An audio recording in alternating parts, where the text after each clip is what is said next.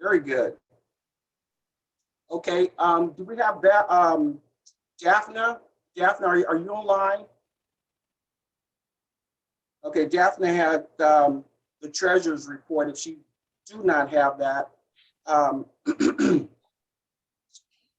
we'll move forward. Our treasurer's report was presented during our executive committee and it was approved. If any members would like to review the treasurer's report, please request the email. You can put it into our chat box, or you can reach me at complexalh@aol.com, and I will forward it on to the treasurer. Okay, we'll keep moving on. Like I said, we got a agenda there. We have some action items. And Valerie, if you're positioned to go over our action items, because we want to get approval of our 2021 budget.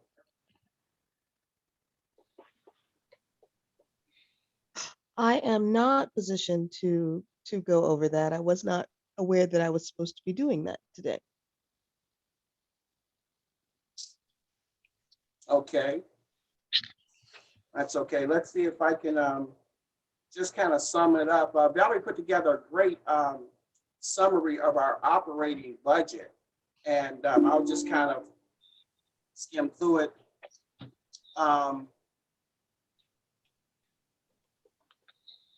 We have proposed with the city manager. Now, this is not, we have not gotten this, but this is what we are proposing and in our budget, and we're hoping that everybody comes through who's making our commitments to what we're trying to do here.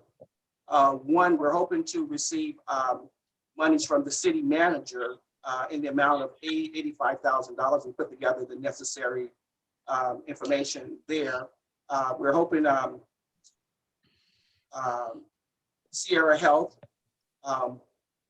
will come through for us. They did before. We put together some masks and kind of met some of the criteria for the COVID-19. We have a prayer breakfast, which is real important to us. We've got commitment that's from Wells Fargo, $15,000. And plus we'll be selling tickets. The AP Mortgage has committed, and Blue Shield. So these are, again, keep in mind that these are projected and we're asking them to complete their commitments to us so we can have a good year. We want to do things that we have not done under the leadership of Betty Williams. I mean, the last 4 years have just been tremendous. And I'm really glad to be part of this. We have some expenses, the basic stuff, advertisement, our communications, the prayer breakfast. We're anticipating, a budget of $13,000 on that, even though it's virtual. We'll keep moving forward because even though we're still COVID-19, we're still pushing through and we're learning to adapt like all the other big boys. We get hybrids and everything else with our COVID and with our Zoom. Like I said, we have facilities and entertainment of $800, insurance standard $1,800, membership fees $3,000, postage, printing, rent, which is standard, of $12,000, salary and wages. We're hoping that this is part of our budget because we really need some help. I mean, we are taxing everybody to the limit, and they say if you put enough pressure, a pipe will bust. So we really need enough help as people continue to join our organization. And with this, we hope to be able to get us a full-time secretary or 2 part-time secretaries, whatever it's going to do to help the cause. So our total cost came out to $147,000. We're still in need of about $47,000 more to be able to complete what we're doing, and we feel comfortable that we will meet that. So with that action item, I'm going to entertain a motion that the budget be approved as presented. This is Velma. I will make a motion to move the budget as presented. This is Pastor Report Banks. that, please, I will Stacy. second the Velma. motion. Second, Pastor Banks. Great. Amen. Okay, we're moving on down to action item was taken care of. We're moving on down to the committee reports and president's reports. It would take us too long to go through all of the reports. I've just kind of highlighted some of the things that we have and what we've done just for the beginning of the year and to now. But man, with the stuff that we've done, I don't even know how we pulled it off. We had our MLK caravan January 18th. It was phenomenal. I mean, we had cars, and I mean, I've been involved in MLK for 33 years. I'm telling on myself now. And Yep. I have never had that much energy and hype on that. I mean, it was all together. It was like the first time, you know? And then we followed right behind that January 24th. So look at the dates, January 18th and then the 24th. We're at a swearing-in ceremony and a retreat. So that was done by Senator Pat and Dr. Shirley Weber. I mean, and it went off without a glitch. They were able to reach us, see us. They were able to read all of our names and everything else. And it was phenomenal, you know, so I was really, really impressed with that. Again, on that 23rd and 24th, we went into our training so that we would understand the bylaws of the NAACP, Robert Rules of Order, and just what we need to do to take this thing to another level. And, you know, I was really, really excited. And then we turn around on January 29th and have the California-Hawaii leadership presentation for Alex Huffman. And, you know, Willie Brown was the MC. They had music. It was just like you were there, you know. It was really, really nice. And you know, just acknowledging Alice Huffman for all the work that she's done over the years, and you know, just passing the ring. So we were able to be part of that. That was her, you know, the Legacy Gala honoring Ms. Huffman. And the highlight, that wasn't the highlight, but one of the highlights was that we, the general membership for the Black Wealth portion with the Zoom and the Facebook audience, it was just so knowledgeable to have professional people talk to us about generational wealth and being able to take it just to the next level. I was just glad to be able to be part of. We had Michael Blair, we had Selena, this is just some of the people that came out and participated and really shared just with us. And I was just glad to be part of it. Ardell, excuse me. Yes. I'm sorry to interrupt, but we need to go back to the budget. We did approve it, but we need to take a vote on it. Formal vote.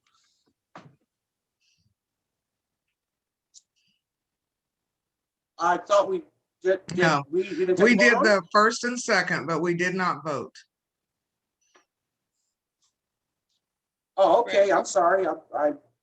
That's no, okay. Why don't we just? Say all in favor. So I entertained the motion. Mhm. I thought we had a. We did not. Okay. Well, let's start over. Should we get it right for the record? I entertained that Thank you. motion that the budget be approved. We've done that. Right. We did that. Just call I for the question. just called the question. Call for the question, Mr. Chairman.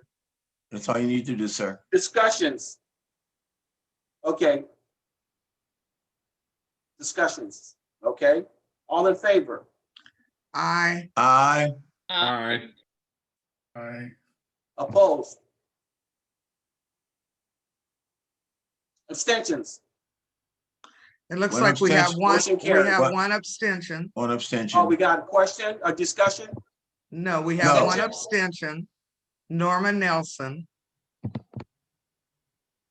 Okay, for the record. make a note of that. Okay, And motion is carried. one extension is noted, motion carried. Thank you. Thank you. Okay, thank you Thank for you, Velma. correcting me, Madam Third Vice President. Okay, let's move on. I was doing the president's report, just kind of highlighting the things that we did and the things that we were. How are we looking on time? I'm gonna keep pushing. The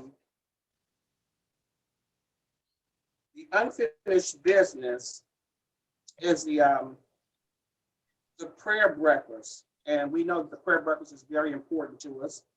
It will be on April 2nd, and I've been in communication with Pastor Banks. She will be the lead on this project.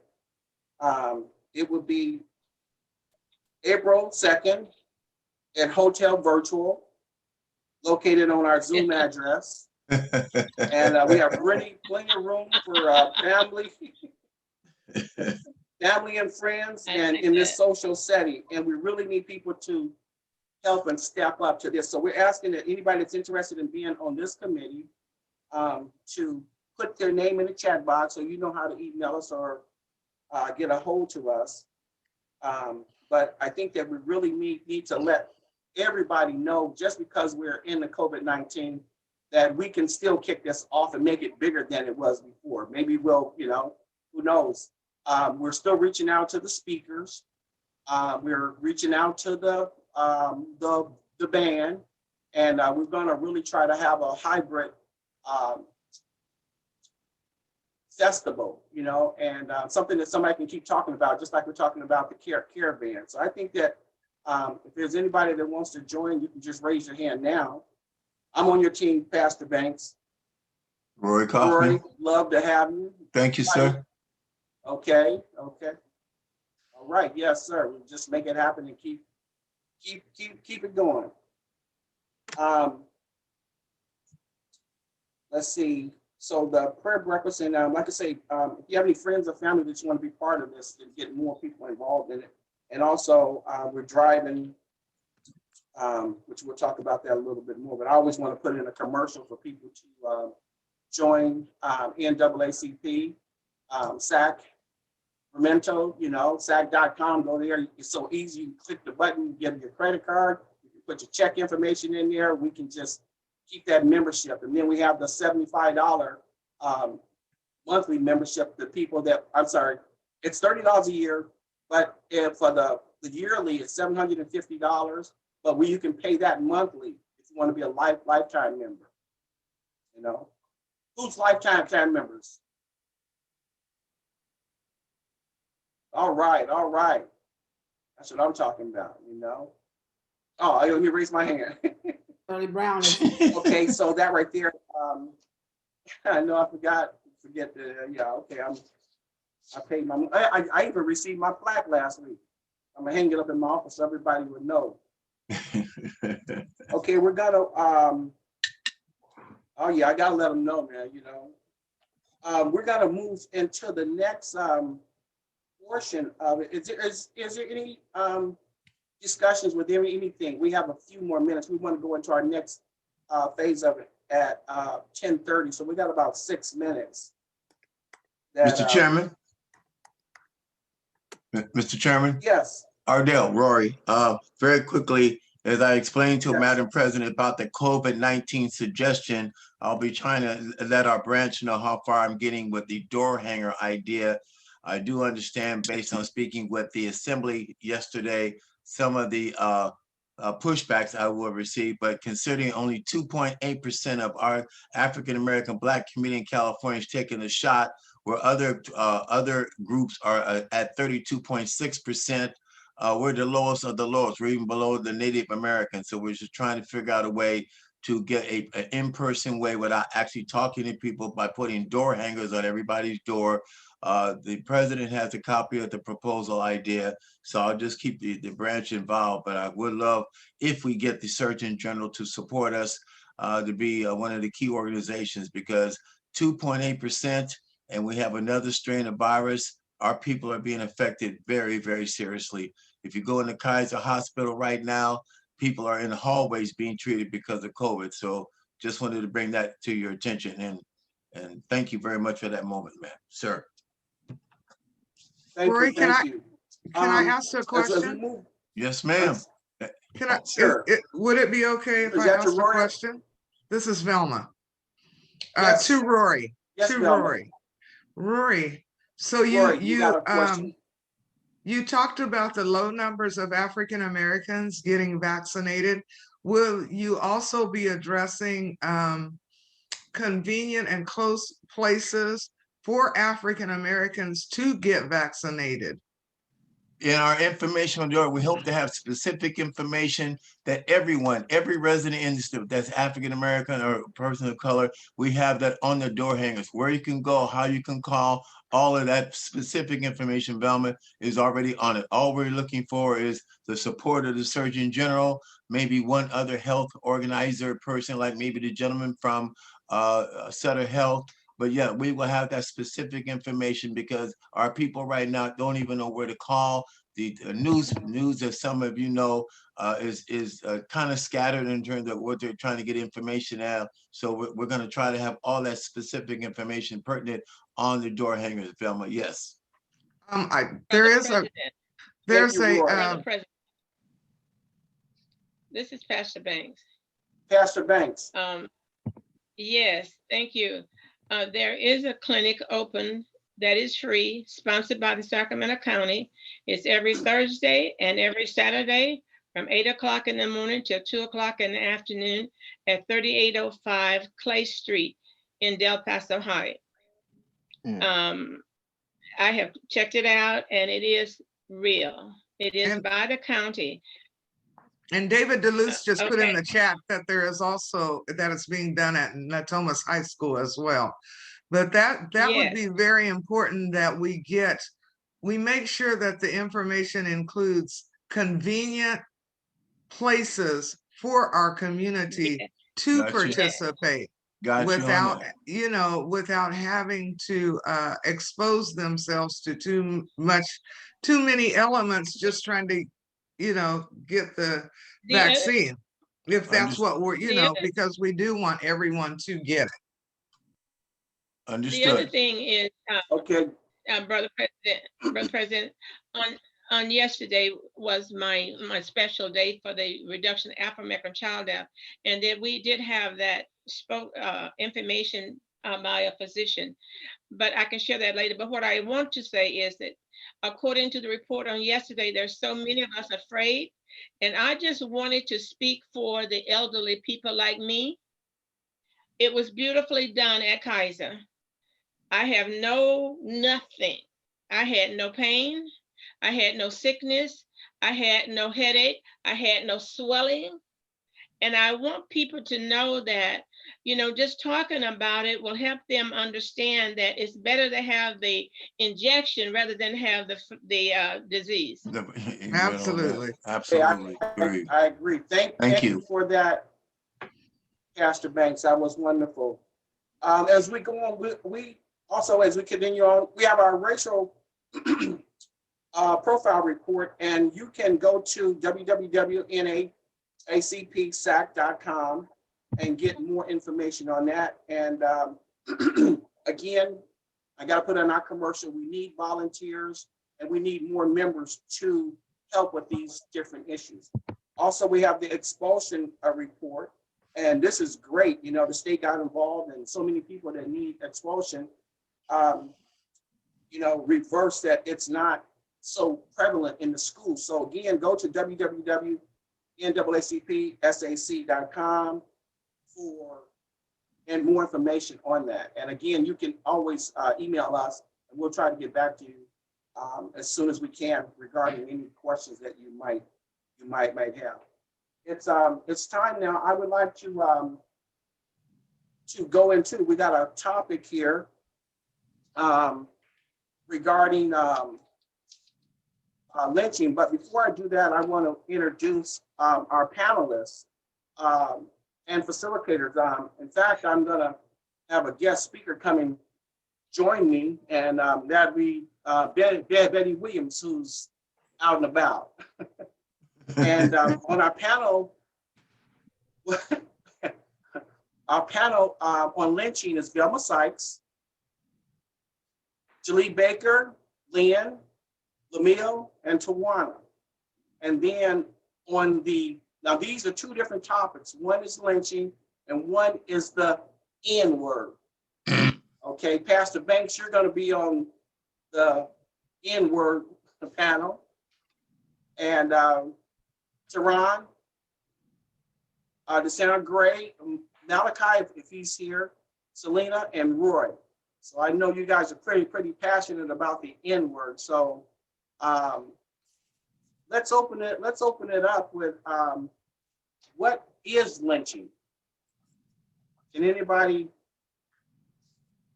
tell me how lynching originated?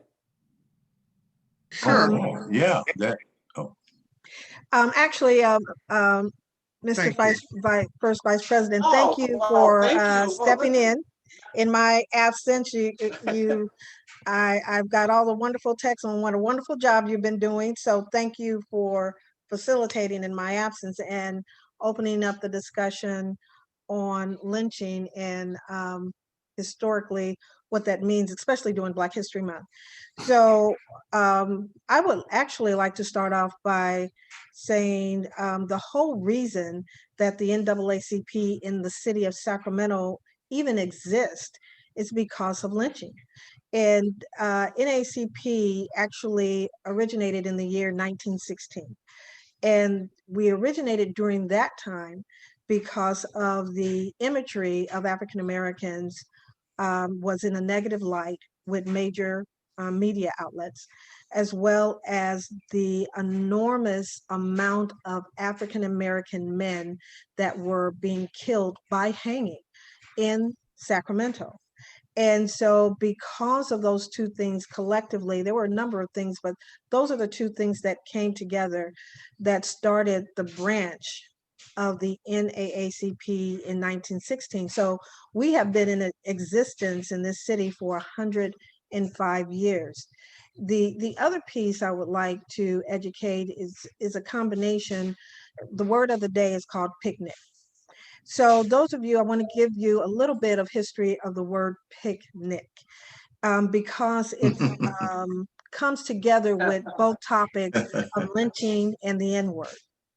And so with that being said, the word picnic itself actually came from French. It's a French word that came in the early 1600s. And so originally the meaning of the word picnic meant something, you pick a food item. It was a social gathering in France. That's what it meant. That was the original meaning. There was no negative meaning behind the original meaning. By the time the word came to North America, the United States, in the 1800s, the late 1800s, the word changed. And so what our history says is that the word was used for pick a Negro, but they didn't use the word Negro, pick a Negro. And so from that, we actually have stories of and historical data that says back in the 1800s through 1962, we actually, or Northern America was celebrating the word picnic for pick a Negro. And what that meant, they would find an African-American male and they would accuse him of either raping or stealing or murder, a charge that was not true. But the background behind that was to keep Black folks in their place. So they wanted to show that this is what we do to you if you are out of place, right? So you would pick a Negro, and it was celebrated in the sense like American Pie, the baseball game, church supper. I mean, it was like that.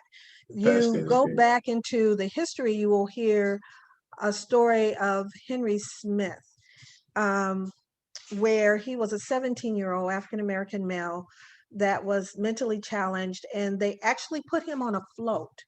in the middle of the road with cheering crowds as they were celebrating to take him to the lynching grounds. They had what we call now picnic baskets, but they had shoe boxes that they put food in. And so they cheered and they followed that float until they got to his place. And so the families that included children and wives and husbands and even pastors that was part of this. And they would put down their food and they would watch the torture of this young man, which was the model of how they did the hanging.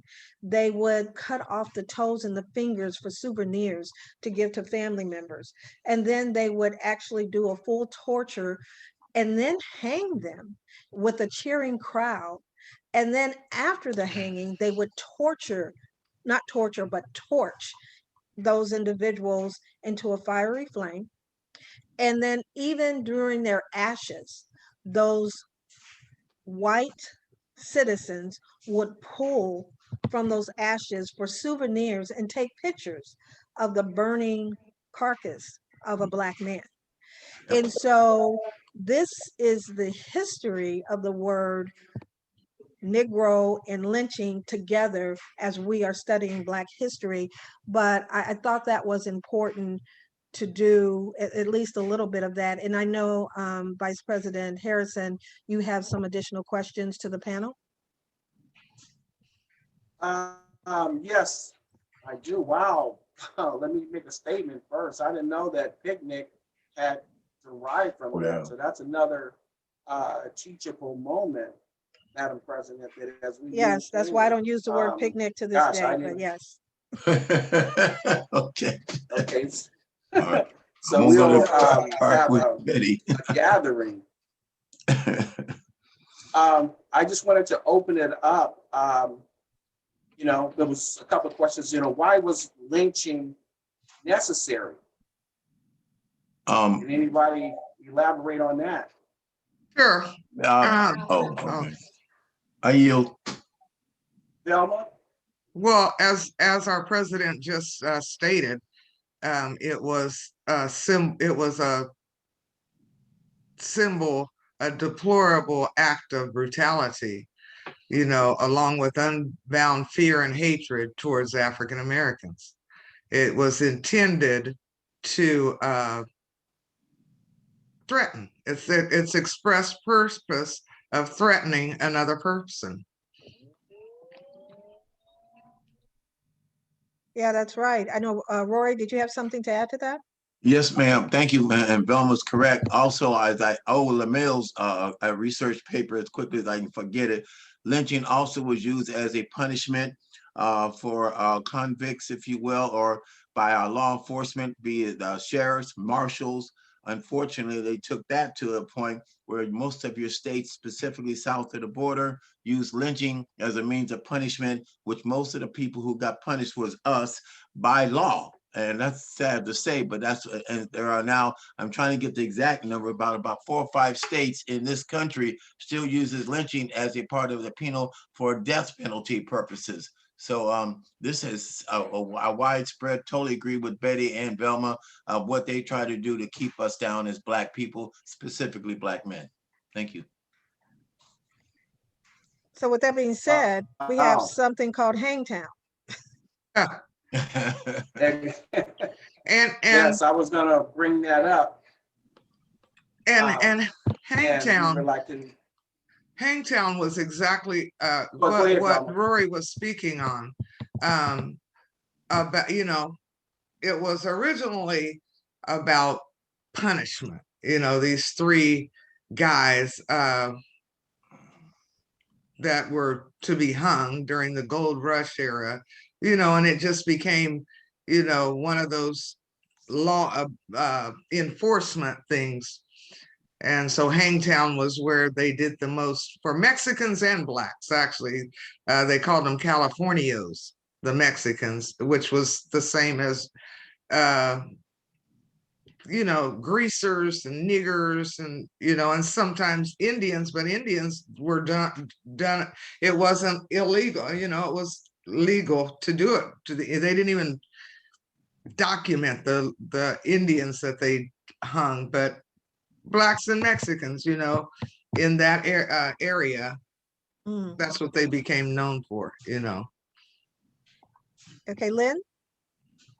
Yeah, I just kind of wanted to talk about kind of the evolution a little bit of that, of this term. Right. You know, lynch laws were not at the, you know, they go back hundreds of years.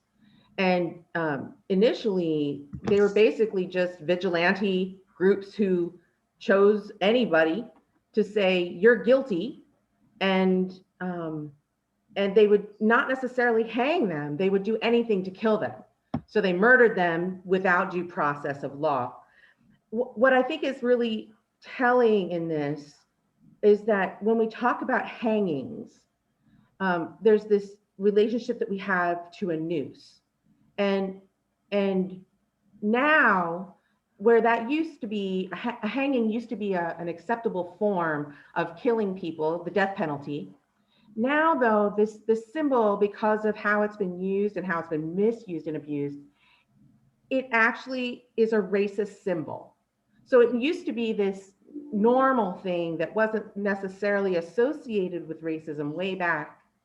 And the disparate actions of white people just murdering Black people using this noose, it's now become this symbol of hate. And I just think it's so important to recognize that when people talk about how it's part of history, yes, it's part of history, but history evolves, and hate is part of that evolution. And now that once normal kind of symbol that was just used to talk about death penalty is no longer that.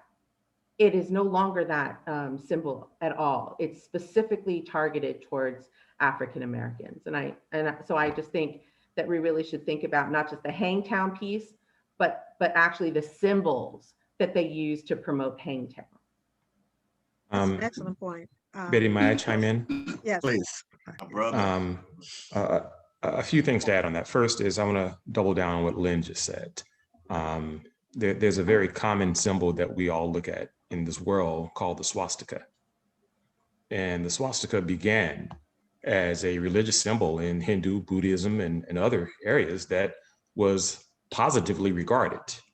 However, this disgusting person, along with many people who followed him in Germany, took that swastika along with the means to kill, annihilate, create genocide, to put forth one of the greatest tragedies against a people that our world had seen. And we now uniformly, no matter whether you're in Germany, whether you're in Europe, anywhere, whether you're in the United States or otherwise, people of their right mind and municipalities and governments clearly understand that that's not a symbol to have around. And anyone could come back and argue if you're of Hindu or Buddhist background and say, wow, in our temples, we worshiped amongst this.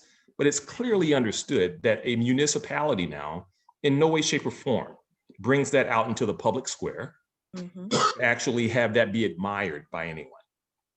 And the same thing with the noose would be the very same scenario, and actually is even worse because it intended from day one for the purpose of killing a body, no matter whose that body is. Its intent, and I should switch that back.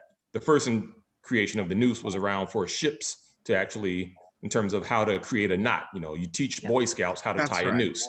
Right, in the military. But a Navy man better know how to tie a noose. Yep. But that aside, in terms of the human body, in terms of the representation of human beings, we clearly understand that that's to hurt, to kill. And if we take that further to understanding the history of the United States of America, that symbol is very intentional in terms of intimidation, in terms of putting Black folk in their place. And it's very specific to putting Black folk in their place. It has been used amongst others.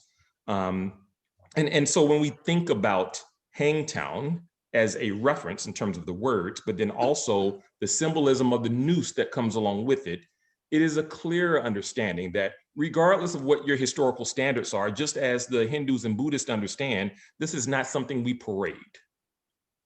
So you no think longer- Hangtown did this on purpose? It's intentional? Intent doesn't matter here. Mhm. And I don't believe that it started with the intention of further intimidating Black folks specifically.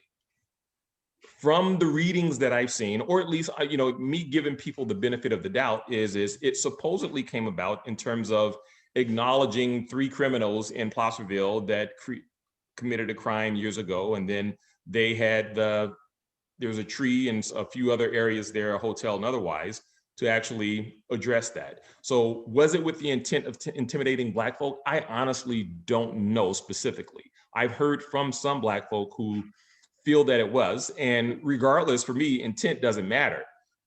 It's the outcome of welcoming all people, and any Black folk that see that news or hears the name Hangtown and understands the reference ain't gonna feel comfortable there.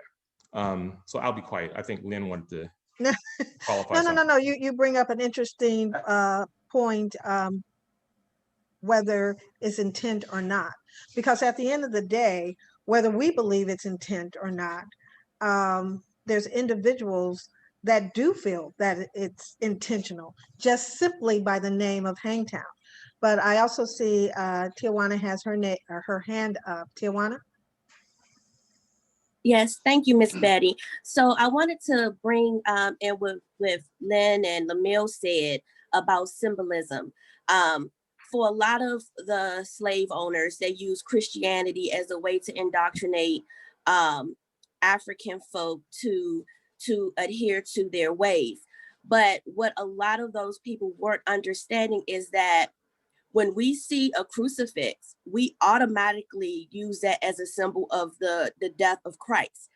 But if you study the Bible, and Pastor Banks could correct me if I'm wrong, crucifixion wasn't solely used on Jesus Christ. But because we are so used to connecting symbols with ideas, with religion, with any type of event, we look at the crucifix, the cross, as a representation or a reminder of the death of Christ. And so if those people even dissect within their religion how important symbolism is and how it can affect one's brain and maybe a trauma response or just any other things, then they should be able to connect that something like a noose could be triggering for a Black person from hundreds of years of enslavement. Lynn, before I make a comment, Lynn had, you wanted to add to that, Lynn? No, you go ahead, Betty. I'll hold off for a second. No, the fact that we are talking about the symbol and what it means to African Americans and others, that's key. And so that's the purpose of this conversation, understanding what lynching means, pivoting over to the symbol of the noose itself, the actual symbolism. So when you talk about a crucifix or Christ dying on the cross, what it means or the purpose of that, that's education within itself, which is why it's important to me that we had young people that are part of this discussion. And I see our president of our youth in college, Jalil. You need to unmute yourself to enter into this conversation. Jalil? Yes, thank you, Madam President. I didn't, I appreciate all the comments that have been made and the history that's been brought out. Some things that I wanted to bring up were some more recent perspectives on lynching in California, and also on the symbol of the noose. In my time as a high school and college student, I've seen both a noose used as a symbol to kind of demean Black students intentionally, and just as an anonymous kind of symbol on the campus. That's a nationwide phenomenon where nooses are found hanging on college and high school campuses to intentionally target certain students. And so those are, those are things that happen at our school that oftentimes get no investigation, no type of consequence, or, you know, no type of support around those situations. It's just like, oh, we found it on the campus, and that's the end of it, right? So those are very traumatic experiences, obviously, for students, and especially not having any support from your school or anything like that. And students are, you know, will bring flags to school and whatnot, and these aren't really the places to bring such traumatic and you know, historic, you know, negative or historically negative images to a place where learning and, you know, shared experiences are supposed to happen. Also, there's been recent evidence of, you know, of Black men in California and in Sacramento of hanging that's happened, where the police have investigated their crimes quickly and heinously to be a result of suicide, where a lot of Black people have not felt comfortable with the outcomes or the investigations of the death of these Black men. There's 2 incidences in Southern California, but 1 instance in Sacramento with Willie Brown Jr. And not Mr. Willie Brown of the former Speaker of the State, but or of the Senate and the Assembly, but something that we all mobilized around in Sacramento was the idea of what happened to this young man, and the police weren't able to give us any type of support or ideas other than, you know, just pushed us to the side. So I just wanted to bring that up as a more recent event. Absolutely. Madam President. Okay, Rory and then Velma. I see your hand up, Velma. Very quickly, to Janelle's point, as you remember, 2 years ago, we had to deal with that poor Black young lady at the high school. I forget if she was in Elk Grove. What the hell? I can't remember the high school's name, but we all went down there to protest because in her locker, they had put a noose in there, if you remember that one. And that was to intimidate her for even bringing the problems that she was having in school. And the white kids put that noose in that locker room, and that school board, as you remember, had nothing really to say except sorry. And then take it further from to 2 years ago in the high school in terms of what happened to that labor situation with their union when they put that noose in there to tell those gentlemen you can't fight for your rights as a labor Blacks to the labor union. So it's still constantly used, and law enforcement will turn their head to it. So I have to concur. Thank Jamel for bringing that up, because I remember those 2 incidents we had to deal with as a branch that was real and happening within the last 3 years. You're absolutely right, Velma. Well, I just wanted to go back to the topic around the noose being used to on criminals. You know, its purpose was to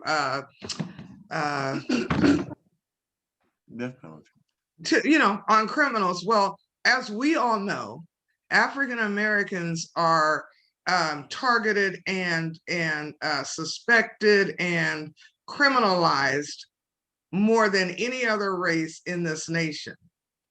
So therefore, Sacramento and California had a history of high numbers in lynching.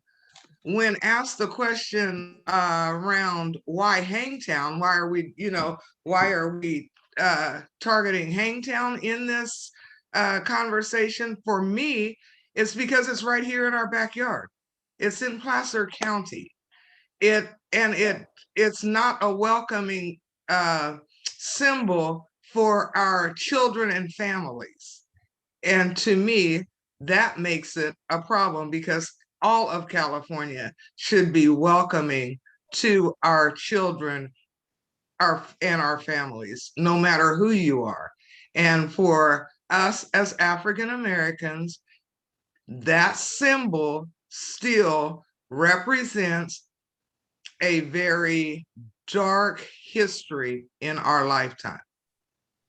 So with that being said, Velma, since you brought Hangtown back to the forefront, I'm going to ask our Political Action Criminal Justice Chair, LaMills, but LaMills, before you answer this question, I got a couple of hands up that I'm gonna go to. But what should we be doing? We, as the executive committee of the NAACP, who's on this panel, should be doing about Hangtown, if anything, what's the recommendations? But before you go there, I'm going to recognize Lauren Hammond, who has her hand up. Lauren? Yes, thank you.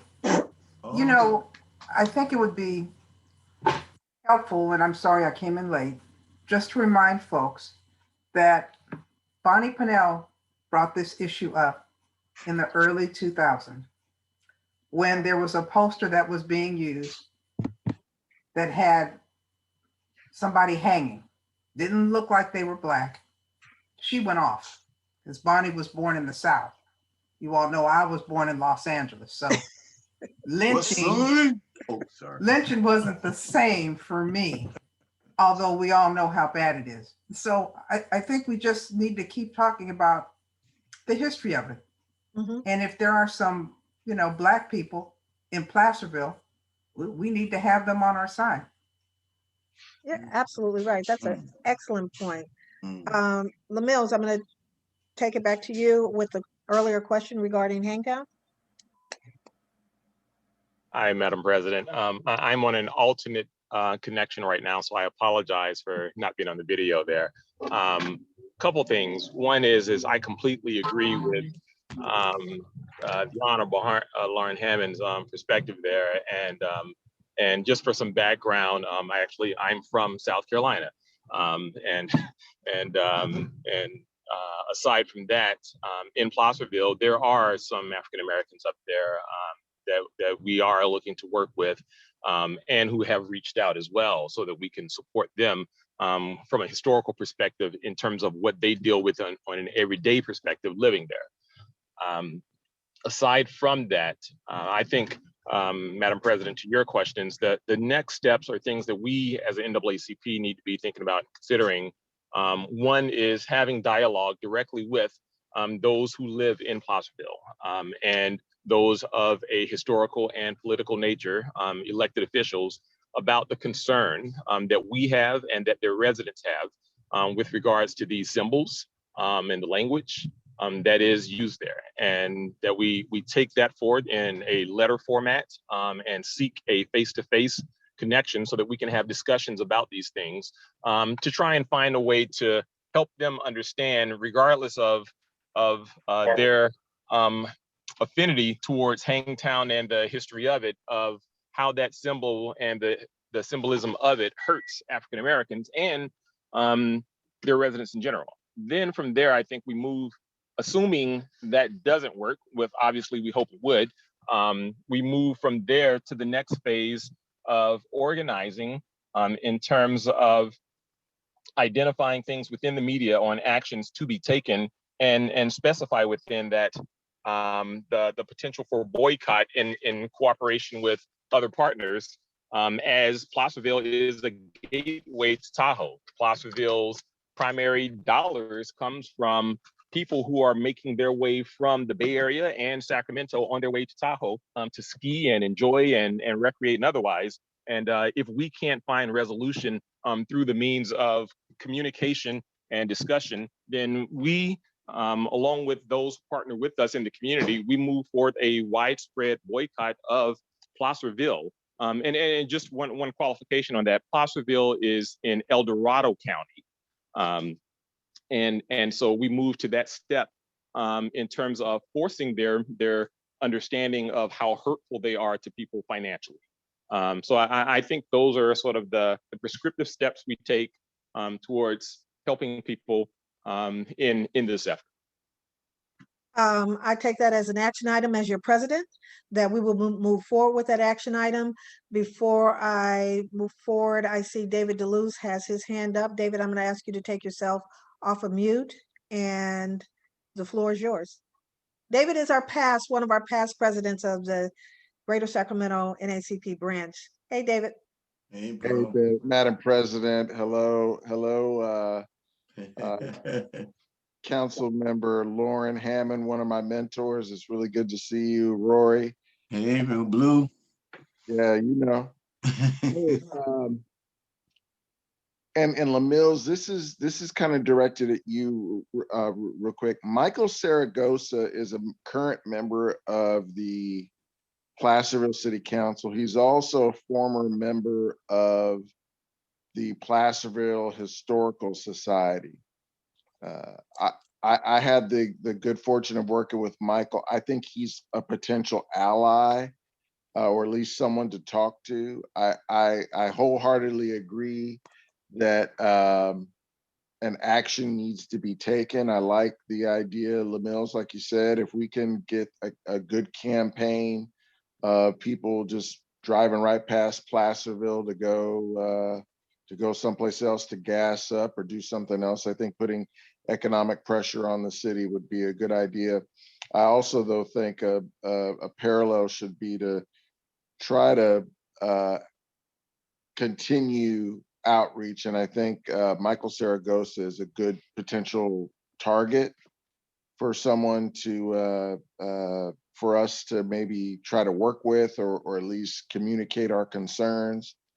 You know, I don't mind doing two things. Personally, I think putting economic pressure on them while having a dialogue, I think is an effective strategy.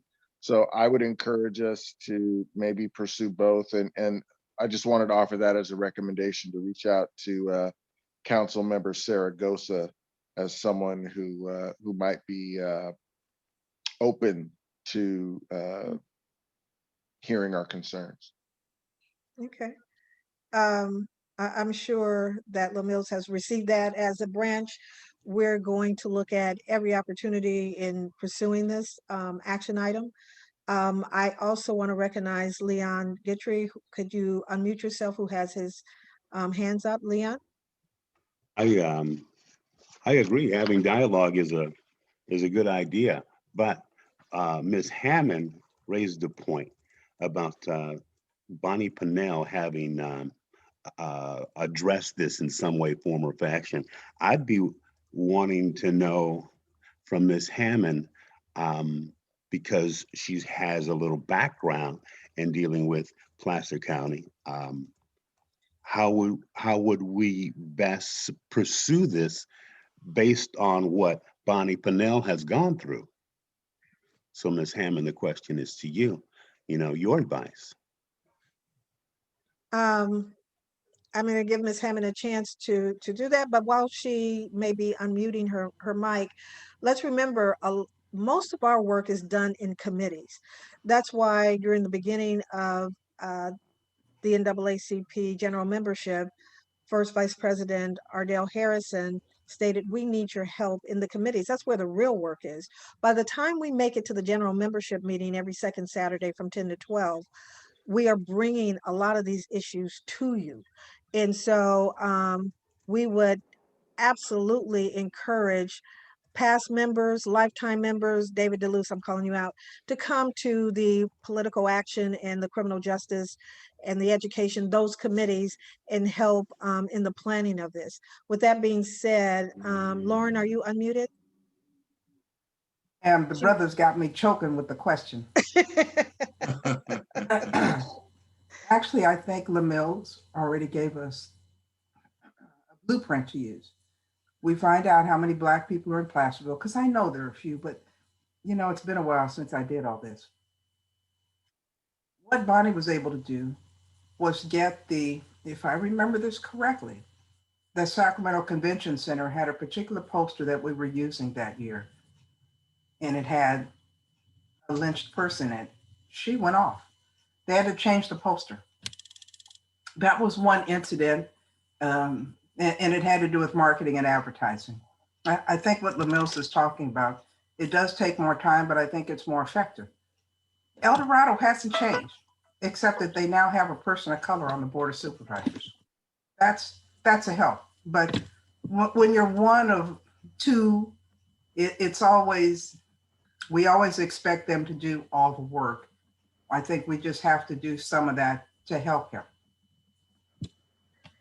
I agree, and you're absolutely right that LaMills put out the blueprint, and we've got some additional pieces to add to that blueprint, and so it's just time to do the planning and to do the execution of that. So with that being said, there's a couple more questions. The question is, who is Willie Lynch, and was he Black? What's a Willie Lynch? Anybody know? Willie Lynch was a slave owner. Yes. And from my research, he was not in the continental USA, but because a lot of slaves were trying to, get free, they summoned him to come to the continental US to teach slave owners his ways. And that's why it's lynching after him, from my understanding. Anybody That's could correct. correct me if I'm wrong. Rory Kaufman, she's absolutely correct, because that's how they got rid of the abolitionists in England, because he came from England to come to our slave owners. So she's absolutely correct. And that's how because England was the one that utilized hanging of blacks, Africans, if you will, for their way of punishment. So I thank Tijuana for that.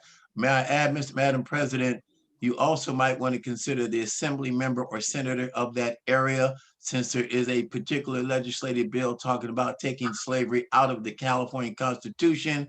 I think we can link that to a major situation where Hangtown's got to understand, because in our Constitution, in terms of involuntary servitude, lynching is in our Constitution. So we might want to look at that. Thank you. Okay, we will look at that. As we wrap up this segment, two things, Lamills. I'm going to ask you to put your email into the chat. We have a number of people who would like to join that committee, and so they would like to know the next meeting. So I also would like for you to say, well, I guess I could say what your email address is. It's lamills.garrett@gmail.com, LAMILLS, lamills.garrett, GARRETT @gmail.com. For those of you who are listening and don't have the benefit of the chat box, and those of you who are, by the way, we're on Facebook Live, and I understand we have a couple of hundred people watching, but anyone, and we do have someone monitoring the Facebook as well. So although you can't communicate through our chat box, if you're interested in joining the NAACP and being part of one of the committees, please put that information in the Facebook Live, and our secretaries and assistants will pick that information up. Mr. First Vice President, you want to wrap up this session as you move us to the second one? Ardell? Are you on mute? Yes, Madam President, I'm off. I appreciate what everybody said. It is something that needs to be dealt with and how it has evolved. One of the things that I remember last year, which anytime there's a professional or a celebrity, it gets worldwide news.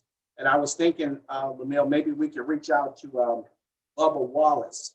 He's the African-American speed race driver who had the noose hanging from his garage, his pit garage, and the speedway in Alabama. So we could, hold on, Shirley Brown, can you mute yourself, or somebody mute Shirley? Oops. Thank you. Keep going. Okay, Go ahead, Ardell. So I'm just saying, we need celebrity to maybe participate, but Bubba Wallace was his name, and he was racing in Alabama, and they tried to blow it off as like it was already there. The noose prior to that, it was already there the night before. So anyway, that's just my thought. But I'm glad for this this panel, and we're getting ready to move to our next panel, and we're talking about the N word. Oh, it's gonna get hot now. Pastor Banks, Sharon, DeSarius, I haven't seen Malachi. Selena and Roy are on this panel. Hope I can botch that name. I think I did. Okay, so we'll go into that. Can anybody? it's hysterical, but at the same time, what does the N word mean to you? We can start it off right there. Any Volunteers or hands up. What does the N word mean to you? Okay, who's on our panel? Rory, what does the N word mean to you? Y'all been Right. quiet. Y'all on the panel. What's up? Y'all scared? Kinda. I may be in a minority in this relationship conversation. Frankly speaking, the N word, which I've heard all my life, heard in the military, heard in school. To some degree, to me, it's endearment because just using it last night during watching a basketball game. The bottom line is for me, it's just as me only talking, because I respected the comments of LaMills and Stacy and the pastor. It's been an endearment. It's kind of a recognition from a Black man's point of view to another Black man who we are. What we are is like brothers. I hate to say it that way, but that's how I feel about it. And although depending on your social economic class, depending on your intelligent level or your schooling, it's like when I mentioned in the training, when we were talking about 40 ounce, I said very quick, everybody kept saying nobody drinks 40 ounce anymore, which is related to the Black community. Well, some of us still do, especially if we go to the parks. Some of you don't go to the parks, some of you may not play dominoes, but that's what some of the culture is. I agree, it can be considered negative when a white person uses it on us. But for some of us, I hope you understand, it's been a part of our life. We use it in a way of trying to show respect to another brother, or obviously not a sister, of course, but that's just how I feel about it. So like I said, last night watching the basketball game, I was tired and this brother made that great shot. And I said, the blank can shoot. And I just, and the person I was on the phone with said the same thing. So I think we have to understand the history of the word, why it's been considered. I remember my college professor saying the word blank means that you're ignorant. Well, that's an interpretation I almost argued in the classroom, because a lot of people I know who graduated from various places, social economic places, I've even heard assembly members and council people use that word. That's why I mentioned that to the Mills.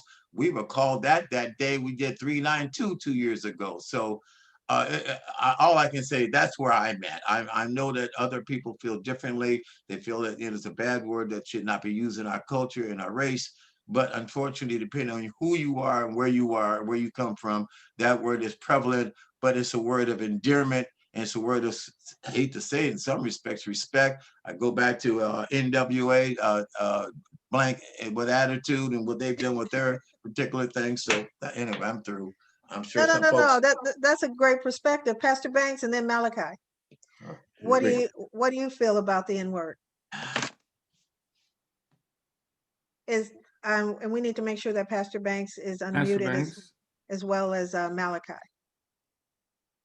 Well, I'm unmuted. She's not muted. Okay. Okay, well, let's start with Malachi. Malachi, what does the N word mean to you? It was a term of endearment in my family, especially with one of my uncles. But I think that the biggest part of this is what Roy hit on another note of those professionals that use this. So I did my research. I got like about 7 articles in front of me, just to give you a couple of highlights. You had Michigan professor, a college coach, Oklahoma State coach. Oh yeah. You had Sacramento State University wife calls the neighbor a racial slur. And I think the one that got me the most, there were 2. At the end of the Capitol, when they got overran, the term was used 15 times towards the Black officers. And then the other thing too, and I didn't know this till I picked this up during the week, that Obama's send-off at his last White House Correspondents' Dinner ended with the N-word, where a correspondent, a brother, used the term, "You did it, my end, you did it." And then they had a little talk about it. So I'm more or less like Rory. I'm got some hood in me, so it's never really left. And then when rap came in, we used it, and what that did, that swayed other non-Black musicians to use the word to as a sense of dialogue. So I just think that it's not going to go away. Just like when they said NAACP, we buried it in 2007. What it does is there's a spirit that pops back up every once in a while. So right now, the latest thing that happened, one of these country singers got caught on the camera getting out of his car, walking up to his house, and said something to one of the other musicians and used the N-word. And he immediately got all his contracts rescinded the next day. So people are watching and you don't know who's looking at you while you do all these things. So that's just my start on this. So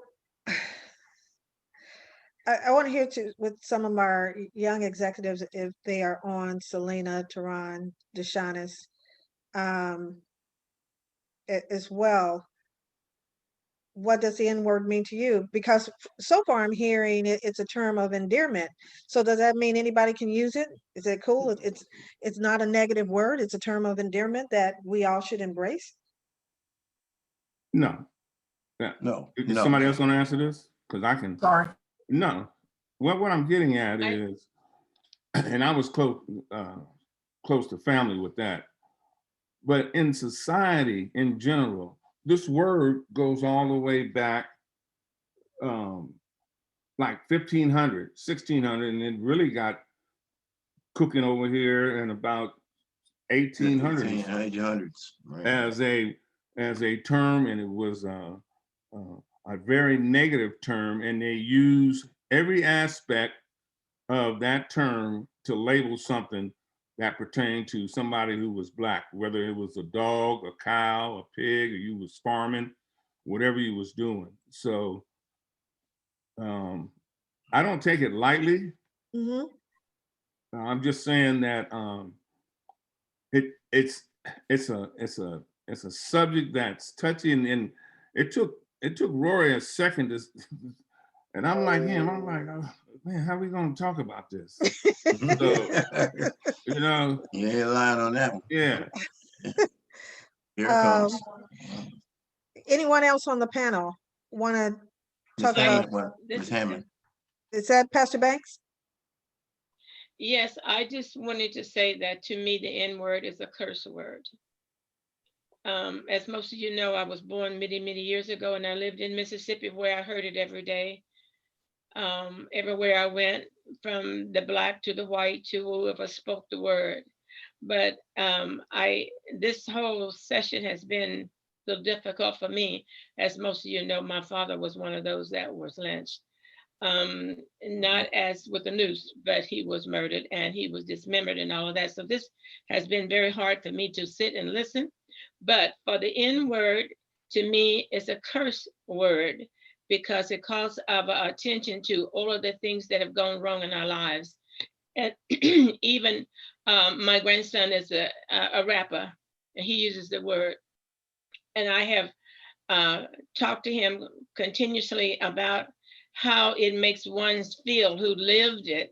And so bottom line to me, it's a curse word and it should stop now. Okay, anyone else that feels the same way? Pastor Banks, it's a curse word. No one should use it, whether you're Black or white. No one should use it. Amen. To say amen on that. Okay. But I Go ahead, Ms. Lauren Hammond. I need to be completely honest now. Within my family, we use the word now sparingly, and I'm not insulted by it. Yes, there are degrees, but it's also generational because our youngest generation isn't as insulted by it because, you know, the rappers were going to keep using the word until it was no longer hurtful. But to me, when it comes out of the mouth of anybody that's not Black, I'll be honest, I don't like it.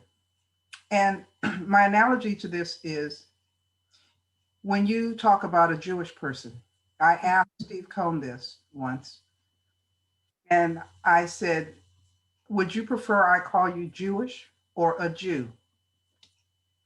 He had to sit there and think about it for a minute, because the reality is he didn't like hearing me call him a Jew. It's the same. He preferred that I call him Jewish. And it's a nuance, and I'd rather not hear the word myself. Many years ago, when I was in elementary school, I got in 2 fights, just 2, over that word. Those were my 2 fights. I'm not gonna go about fights. What's son? That was But it. it does get under your skin. I see you, David. It absolutely, if someone that doesn't look like me use the word, to me, already know that they're not using it in words of endearment towards me. So that's probably why I was suspended for 2 weeks, but that's another story. David Deleuze, you want to unmute yourself and want to recognize you, the N-word? Yeah, I appreciate the time. You know, I was gonna put in the chat, but I'll go ahead and say it. You know, it's one of the things. It's one of those things where I say, can't Black people have even the N-word to themselves? It's like everybody else wants to use it because Lord. they want our culture, but they don't want our presence. Amen. Right? Amen. But they don't want us. They don't want everything that comes with us. Personally, I think when we make a word like this a taboo word, it gives power to racists. It gives power to other people to denigrate us, to make us question our humanity, to make us question our worth. And that's one of the reasons why I embrace the word and occasionally use it. I don't use it as much as I have. I use it around people that I'm very close to. But it's one of those things where if I make it a taboo, because we know that people will hold that word. If we make it a taboo, say you can't say that, what it's going to do is it is going to give them a trump card over me that's going to set me off. Because if they say it, I'm going to have to step to them and do something. I'm too old to get into a physical scrap, so I might have to do something else. But my point is that by making it this taboo, off limits word, we give people power over us. You know, it's you know, and I'm not saying that the word means what we say it means, how we say it. And we all know that you can say a word, and depending on the inflection, we know whether you're friend or foe. We know whether you're being supportive or denigrating. You know, curse words can be like that. Yeah. And it's situational. Oh, yeah.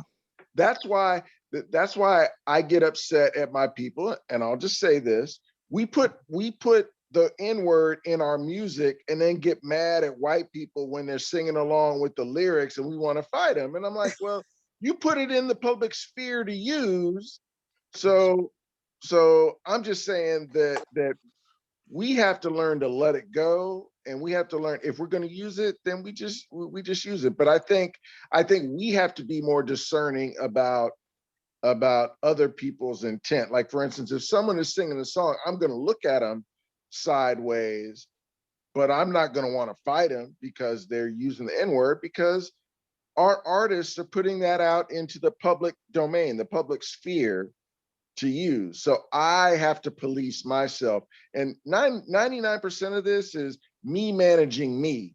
Mm-hmm. And then because you were part of the 2007 burying the Right. word in Detroit. I think we were together that year. You were there. I put that in the chat.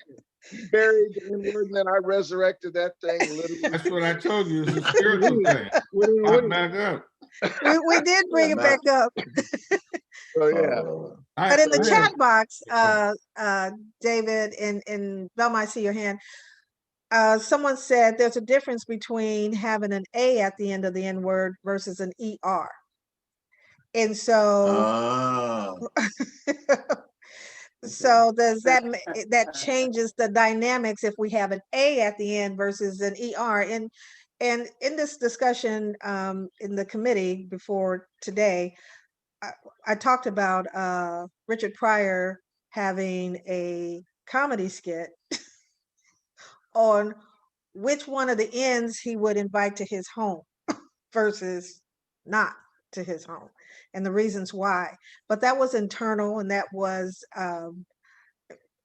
it was to an audience of Black and white when he did it, but the Black people got it. When he said it, they understood it. So Velma, let me go to you, and then I got my Rand ready. Malachi. Yes, Velma.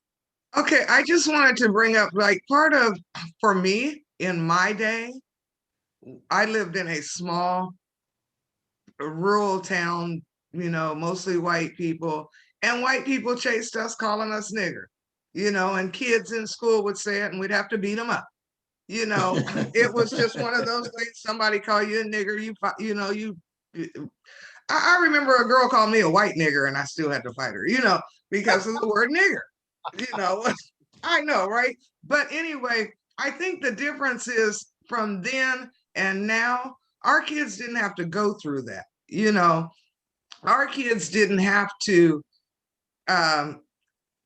go through the being chased by white men in trucks, being called a nigger, or, you know, fearing for your life with people calling you nigger. So I think that part of the reason it isn't as negative, it doesn't have such the negative text it does for us, has to do with the experience that we endured with the word compared to the experiences that they have with that word. Like, for instance, you know, we were also more separated in our day from other cultures, at least for me, where I grew up. There was a side of town where Black people lived, and there was a side of town where white people lived. However, we all went to the same school. Where did you grow up? In Kansas. And so, you know, there was, you know, it was a different experience. So I say that to say, and I hope that some of the young people that we have on the line will get on and explain their experience with the N-word and why it is more comfortable for them than it is for us. So Velma, you don't think our kids today in school don't have to deal with the N-word like we did? Not the same way, I don't, because first of all, you know, I'm sure there are some white people that call them niggers that, you know, maybe, I don't know. Yeah, For my yeah. my kids didn't. And they went to, well, you know, they went to Sheldon High School. And because, you know, and especially then, Sheldon was a new high school. So they did have some of it, but not so much like we did. Like because my son was an athlete, he didn't have it at all, you know, whereas I was an athlete too, but I still had it, you know what I mean? So, I mean, we would go to some competitions where actually things were thrown at us. They didn't have that experience, you know. I remember playing baseball and, you know, they would say, here comes that nigger. And so I'd hit a home run and then, you know, we'd have to fight after the game. You know, they no, I don't. You fought awful lot, Velma. You was fighting all the time. Well, because white, you know, it had to do with where I was raised. I didn't like it at all. I didn't like it. I'm gonna tell you, I did not like it, but they made me. I'm with you, Velma. I'm with you, Velma. I'm with you. I'm with No, you. no, it I'd sounds like to a lot like chime my, in. hold on, there's two hands before you, I'm Rory. sorry. One is Malachi, then Yes, ma'am. Larissa, Yes, and Madam then, oh, okay, I see you, Lamills. Okay, I'm sorry, Larissa, Malachi, Rory, and Lamills. Okay, Larissa, let me go there first. And unmute. Hi, everybody. Good morning. Good morning. Today's a bad hair day, so we couldn't be visible. I was not even going to clown myself like that. However, in regards to this word, me being teaching for 10 years and listening to it, let me just back up. For me, maybe because I've had a chance once I got to college to learn so much of my history, I actually, because when I started learning my history, I stopped using the word. So we have been called 5 different things. It seemed like every 20 years we're called something else. So we went from niggers to Negro to colored to Black to African American. I have a problem with anybody labeling me. Why you just can't call me by my name? You know, now that's me. Now I did grow up. I went to Pinole Junior High. I don't know if anybody knows about Pinole, but it's a really small town outside of Richmond, past Richmond, before Hercules. And I remember being in the 7th grade and having the bell ring and the kids saying, "Oh, here come those niggers." And it was only 5 of us in the school, and I couldn't say anything. I couldn't say anything for fear because of the trucks that were being run into people's living rooms with crosses burnt on them. And I'm not that old. So this is still really recent. And so when the first time when I heard another culture or another ethnicity use that word, I looked at them like, how dare you? You don't have permission to use that word. So I am really caught between a rock and a hard place in regards to this word. It was meant to steal and kill a spirit. And I believe wholeheartedly that if you put a gang, a group of African Americans together and they call each other nigger this and nigger that, versus another group of 10 that says, "Hey, my brother, hey, my sister," or "Hey, Larissa," or "Hey, you know, Betty, how you doing?" And the distinct difference that I see is where these people are going within their lives. Now that's me, and I could be wrong. So thank you for letting me speak. That's my 2 cents. No, there's no bad, wrong. This is a discussion. Malachi, and who did I say after Malachi? I think it was me. Rory. Okay, then Rory and then Lamills. Okay, Malachi? Yeah, I just have a couple of points. Here again, just some more information. When I put in the N-word, Facebook, we have a Facebook page called Stop Using the N-Word in Sacramento. So if you put it in there. The other one is the Oxford English Dictionary. It's 20 pages. I use this, put in the big N. And then all these pronunciations, all the things that you never thought you could be named, that N could be named for: a fence, a woodpile, a hunter, a song, a show, a quarter, where you live. So I'm like Roy in this one sense. In the military, had a young man use that word, and I was their supervisor. You know, young man was white, and he used it. So I quickly separated everything and then had a conversation with this young man. It comes to find out he lived somewhere in Medford. And to get quick to the point, I asked him how many, Blacks were in his school. It's like 2 or 3. So then I said, "I guess you guys call them everything in the book." And he said, "Yeah." I said, "So what if I put you in South Central LA and you're the only white guy going to one of those high schools down there?" I said, "Do you get my point?" But this turned out to be a situation where he never had a Black friend. So as his supervisor, I said, "You know what? You never had a Black friend." He said, "No." I said, "Well, I'll be your first Black friend as well as your supervisor." I said, because you have to understand that we're in the military and you can't be using that type of term here because we're all on one mission and we all got the same color on, green. So as that went forth, one of his roommates, Wee Willer, was from Compton. And he slept on the top bunk and Harry slept on the bottom. And one day I went over there and they wouldn't let me in. They said, Sergeant Smith, can you come back in about 15 minutes because Wee Willer's giving Harry some counseling. Well, when I got back in there, he had touched him up a little bit, but everybody's protocol was, oh man, he fell out the bed. But I totally understood.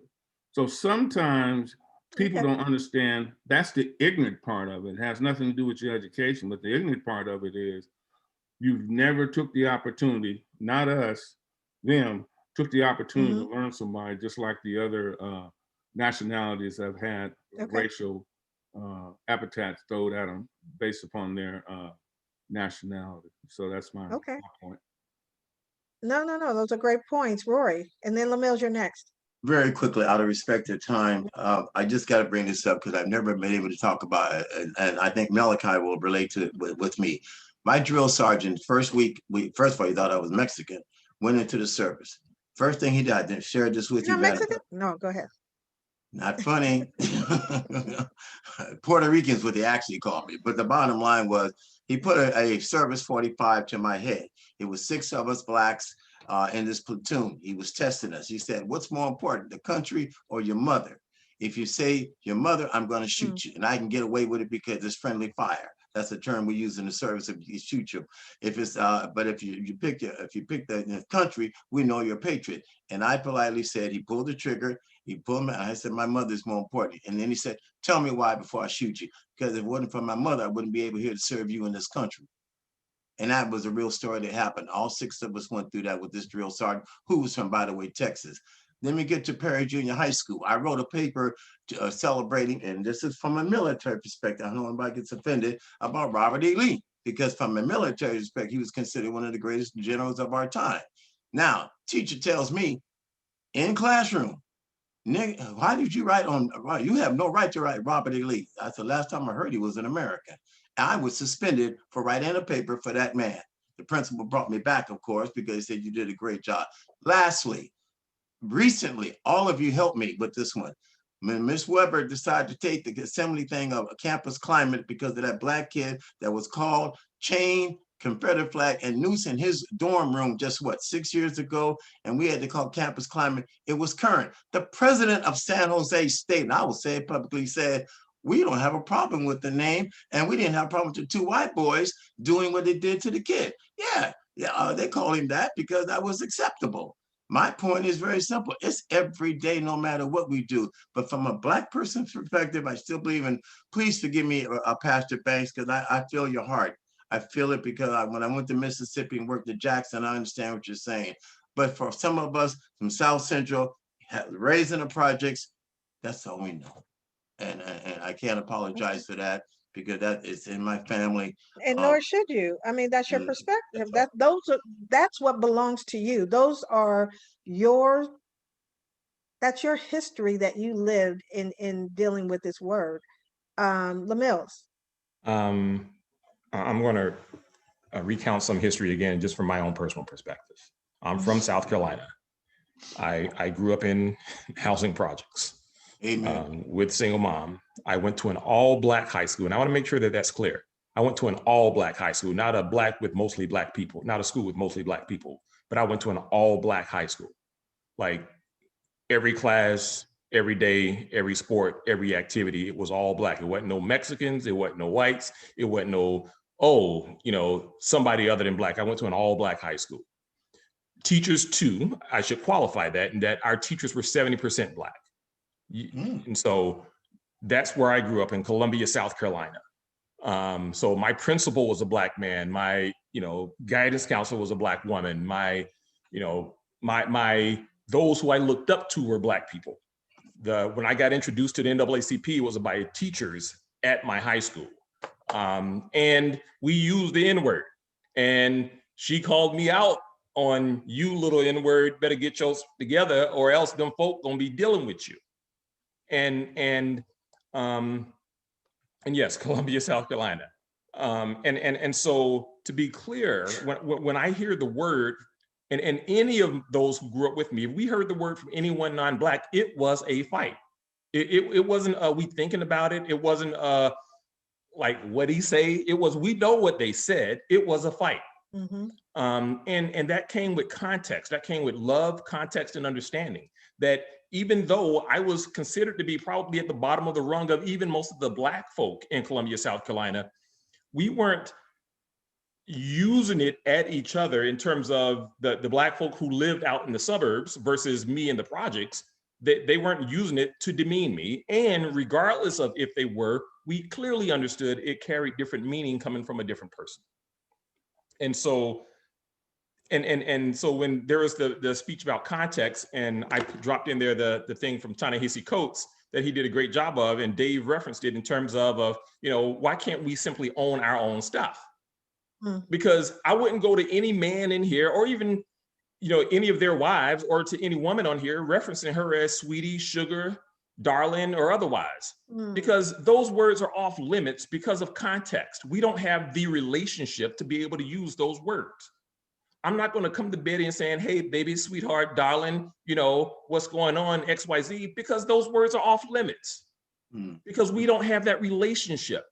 And if you're a non-Black person, you don't have the relationship under any context. I don't care if you have a Black child. You have no permission. You don't have the established relationship to use that word.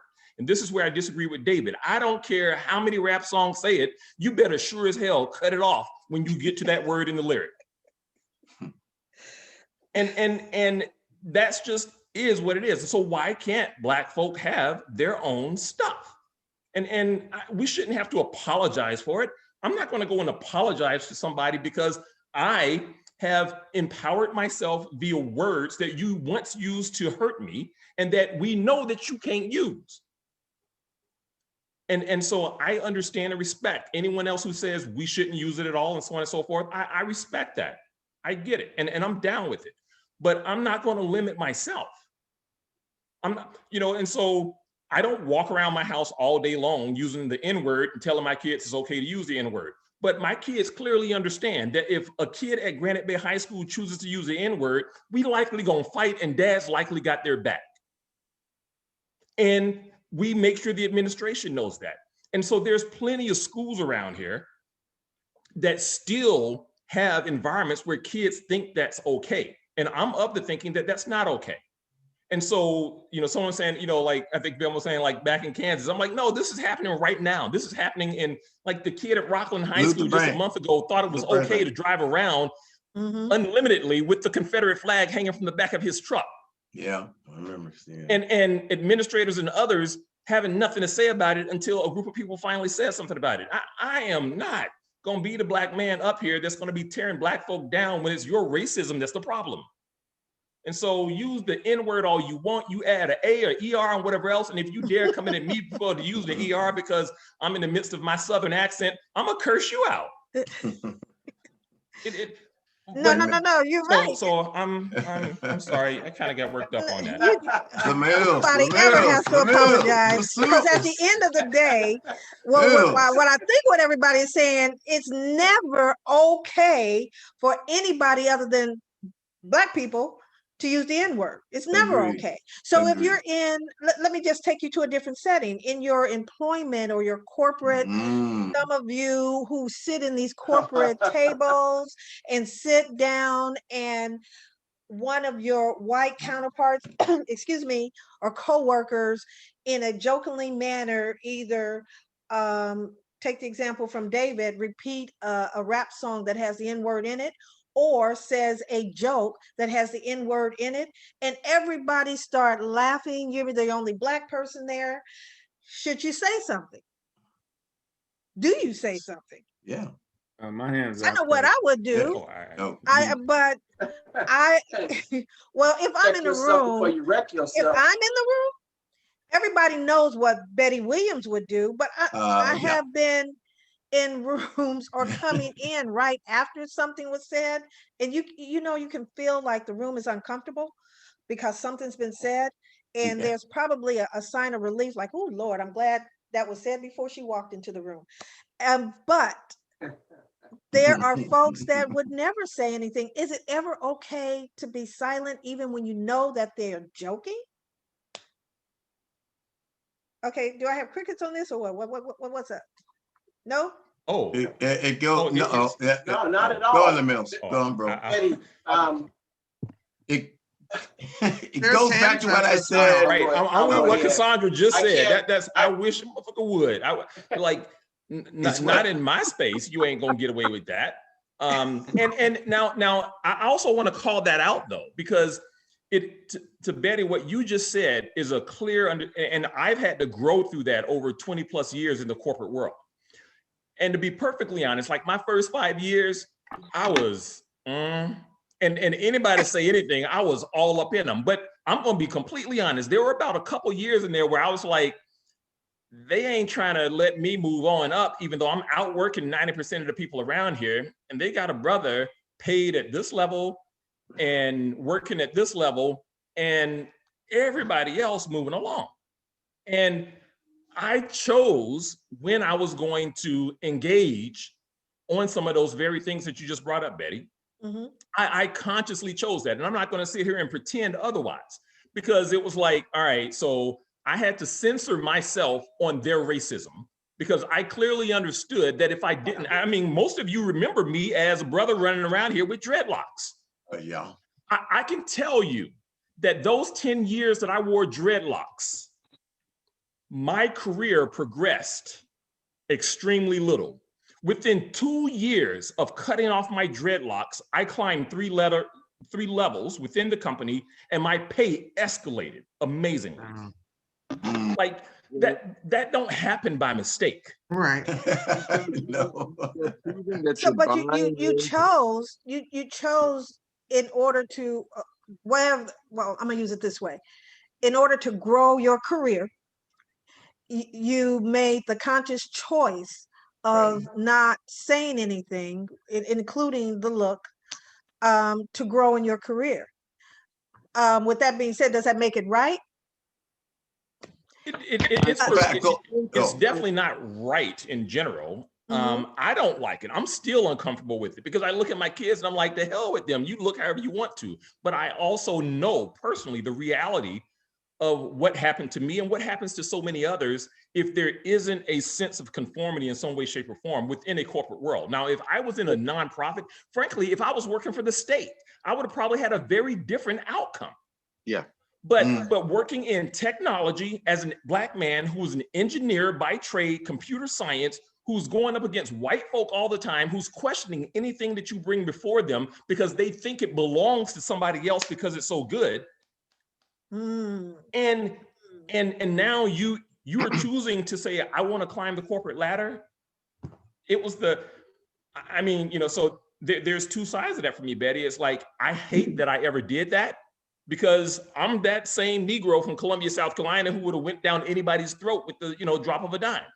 But the other side of it is I do appreciate that I've been able to knock down many ceilings and many firsts on behalf of Black folk by pushing that. And had I not made those changes, I may not have had those opportunities. David DeLuce is next. You bring up another good point, because if we don't have strong Black men and women in certain levels of corporate America, how would any of us get to the next levels? We need those strong people that will speak and teach to help us get to the next level. But if they have to make decisions in order to get there. David? And that's exactly what I was going to share, Betty. I think in the American capitalist corporate structure, there is very little room for individuality. And one of the things they prize over anything else is a sense of being part of the team. And when you want to stand out and be different, even if that means all you're doing is being who you are, that independent streak threatens the existing culture. And so by Lemil's cutting his hair, he symbolized his willingness to go along with the team culture. But to get back to our point, I think what that means is we have to find different ways. And I think our forefathers and foremothers who broke the glass ceilings, I think, taught us one way to do it. And that is that in order for us to get in a position to break the ceiling, there are some sacrifices that have to be made. And part of that is learning to censor ourselves, not necessarily be silent. So in other words, when we confront racist behavior, we can't do it in the boardroom like we would do it in the street. We have to find ways using humor, deflecting it, or just finding a way of acknowledging that that they know they were wrong, but without being threatening. And we know that for some of us who are Black, just existing in a space that's different can be threatening to the status quo. So the fact that we have to mute ourselves as much as we have to, just know that it is, it's all about what sacrifices are you willing to make between being authentically you and wanting to advance or participate in existing culture. And it's a challenge that all of us have to face. I don't think it's a uniquely African-American thing. I think women have to do it a lot. Yes, our gay, lesbian brothers and sisters have to do the same thing about lying about who they are or muting who they are because they want to advance in the corporate structure. So I don't think it's a uniquely African-American thing. I think, but I think they always look to us to be more confrontational. So we have to find ways to express our issues, but do it in a way that that allows us to be heard more clearly. So we Madam make President? choices. Roy, then Larissa, and then we're going to go ahead, Roy. And then Jesse, go ahead. Okay, Roy. Very quickly, all of us just experienced this 2 years ago, a legislative bill, since you brought up our sisters, about the hair, the Crown Act, was introduced by then Senator Holly Mitchell. The words that were used about, they were telling us that women need to go back to the Aunt Jemima type hairstyle, the private on the book, because the dreads and stuff threatens white women. I mean, we had to do a bill. You all helped me with that bill just 2 years ago. That was a real bill because they were firing Black women in the corporate structure. Give you another good point in terms of using that word. When Dr. Weber became budget chair of the California Assembly, first time in history, comment was made. You mean those ends are going to move up to the 6th floor with that sister who doesn't know how to count?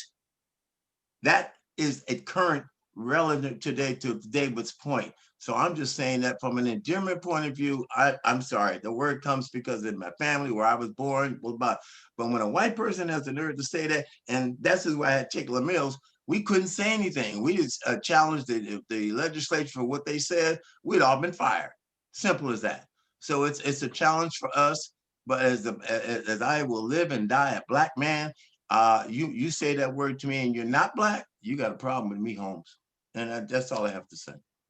Okay, Larissa, you'll be next. And then after Larissa, we're going to have Selena Pryor come in and chime in on the N-word. Larissa?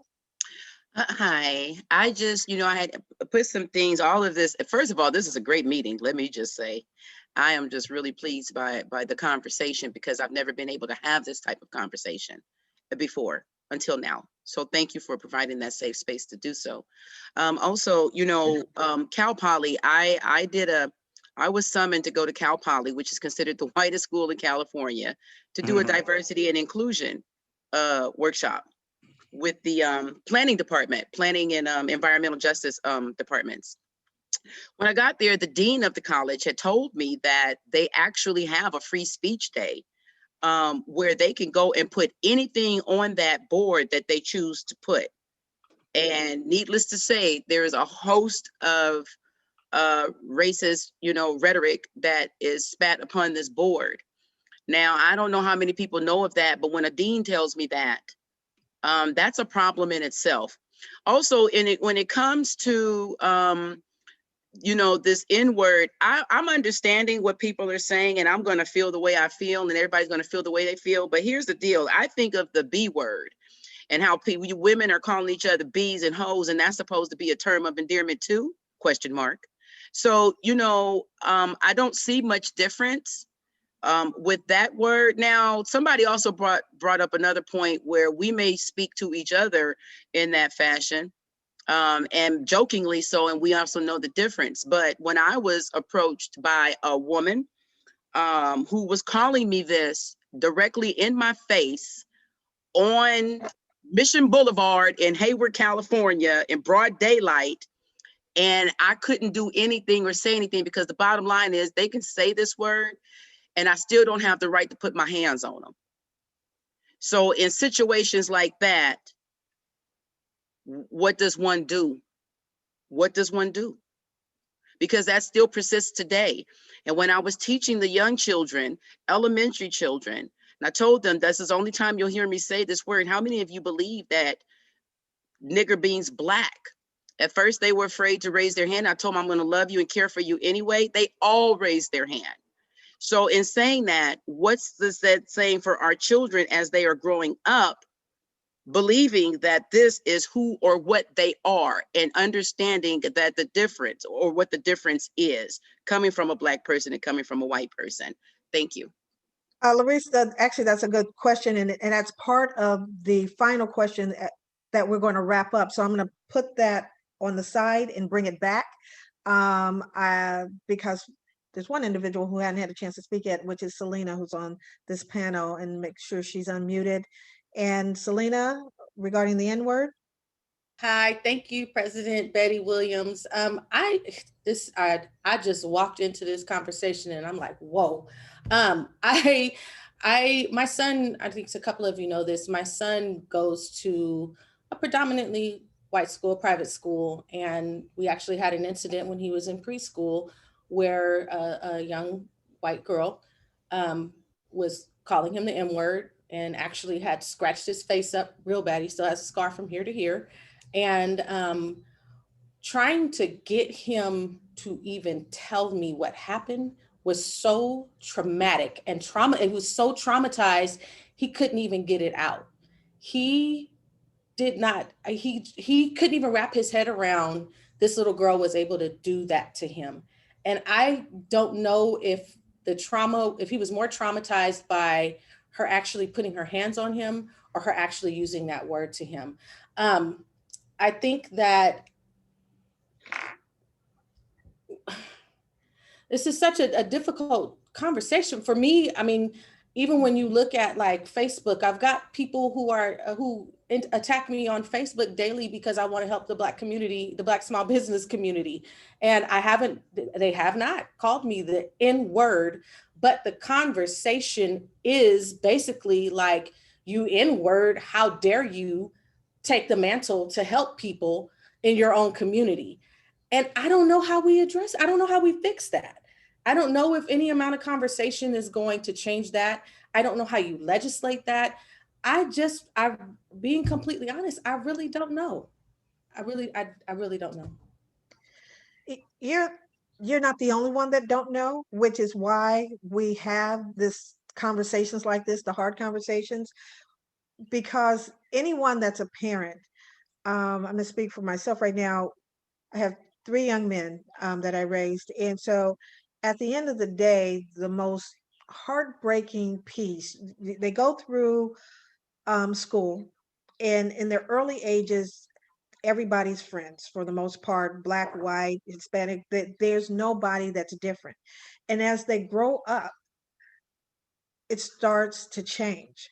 And then those friends that were their regular friends have now been a little bit more educated on what the background of a Black man is, and a Black woman is.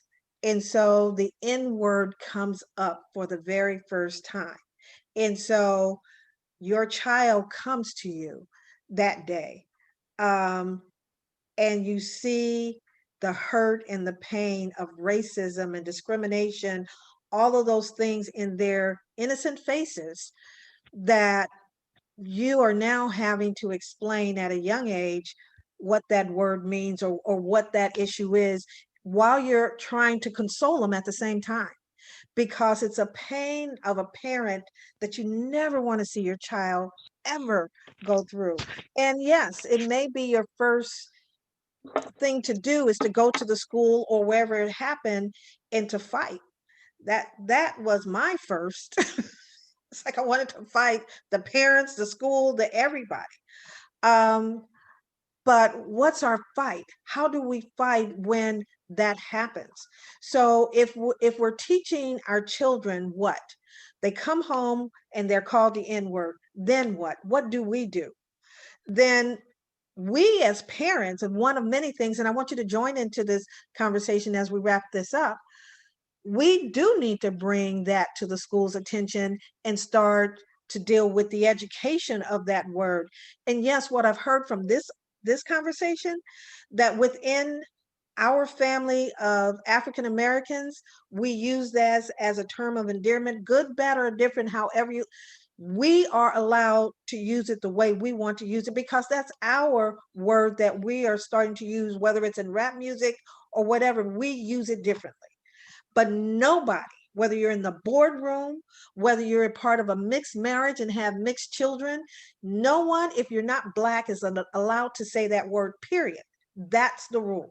If we're making a recommendation, if we were trying to create an action item within the NAACP, that action item would be no one is allowed to use that word outside of our race for any reason, period.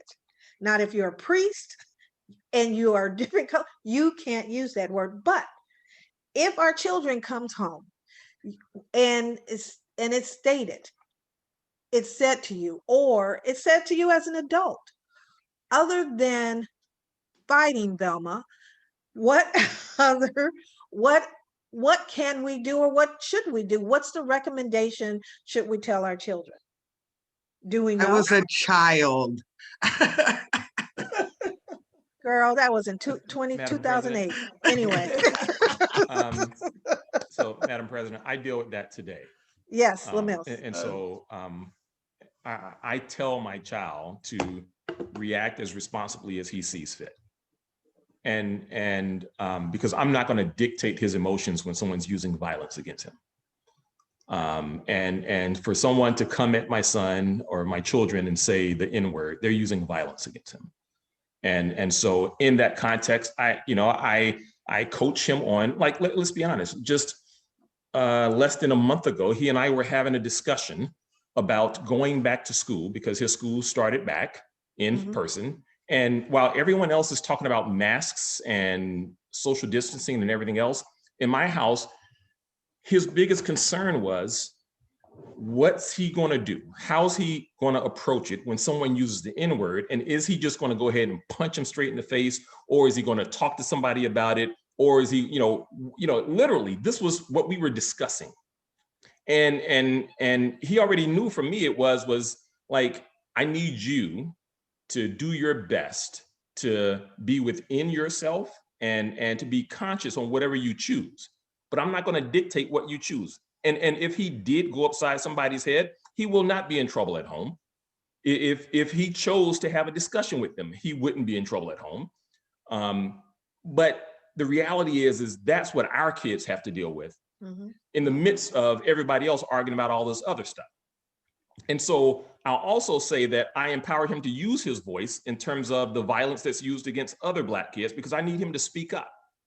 So he ain't the only Black kid at the school that this happens to. So use your voice, call out the white supremacy and the privilege involved with people using that, and frankly, how the school disciplines it. And so my push to the school on his behalf is meeting with the principal and the district and others and saying that I need you to treat them using the N-word the same way you use as if one student slapped another in class. If one student slaps another in class, you're going to make sure that that's addressed to the end. You're probably going to suspend and do otherwise with it. Well, then you need to take that same action every time they use the N-word with regards to any Black student, because that's the outcome. It may not be physical in nature, but the outcome is a constant slap in the face, is a nudging in that way, shape, or form. And I need you to address it appropriately. And so I push that for my kid, but I don't dictate what he does. He knows he has permission to do what he will.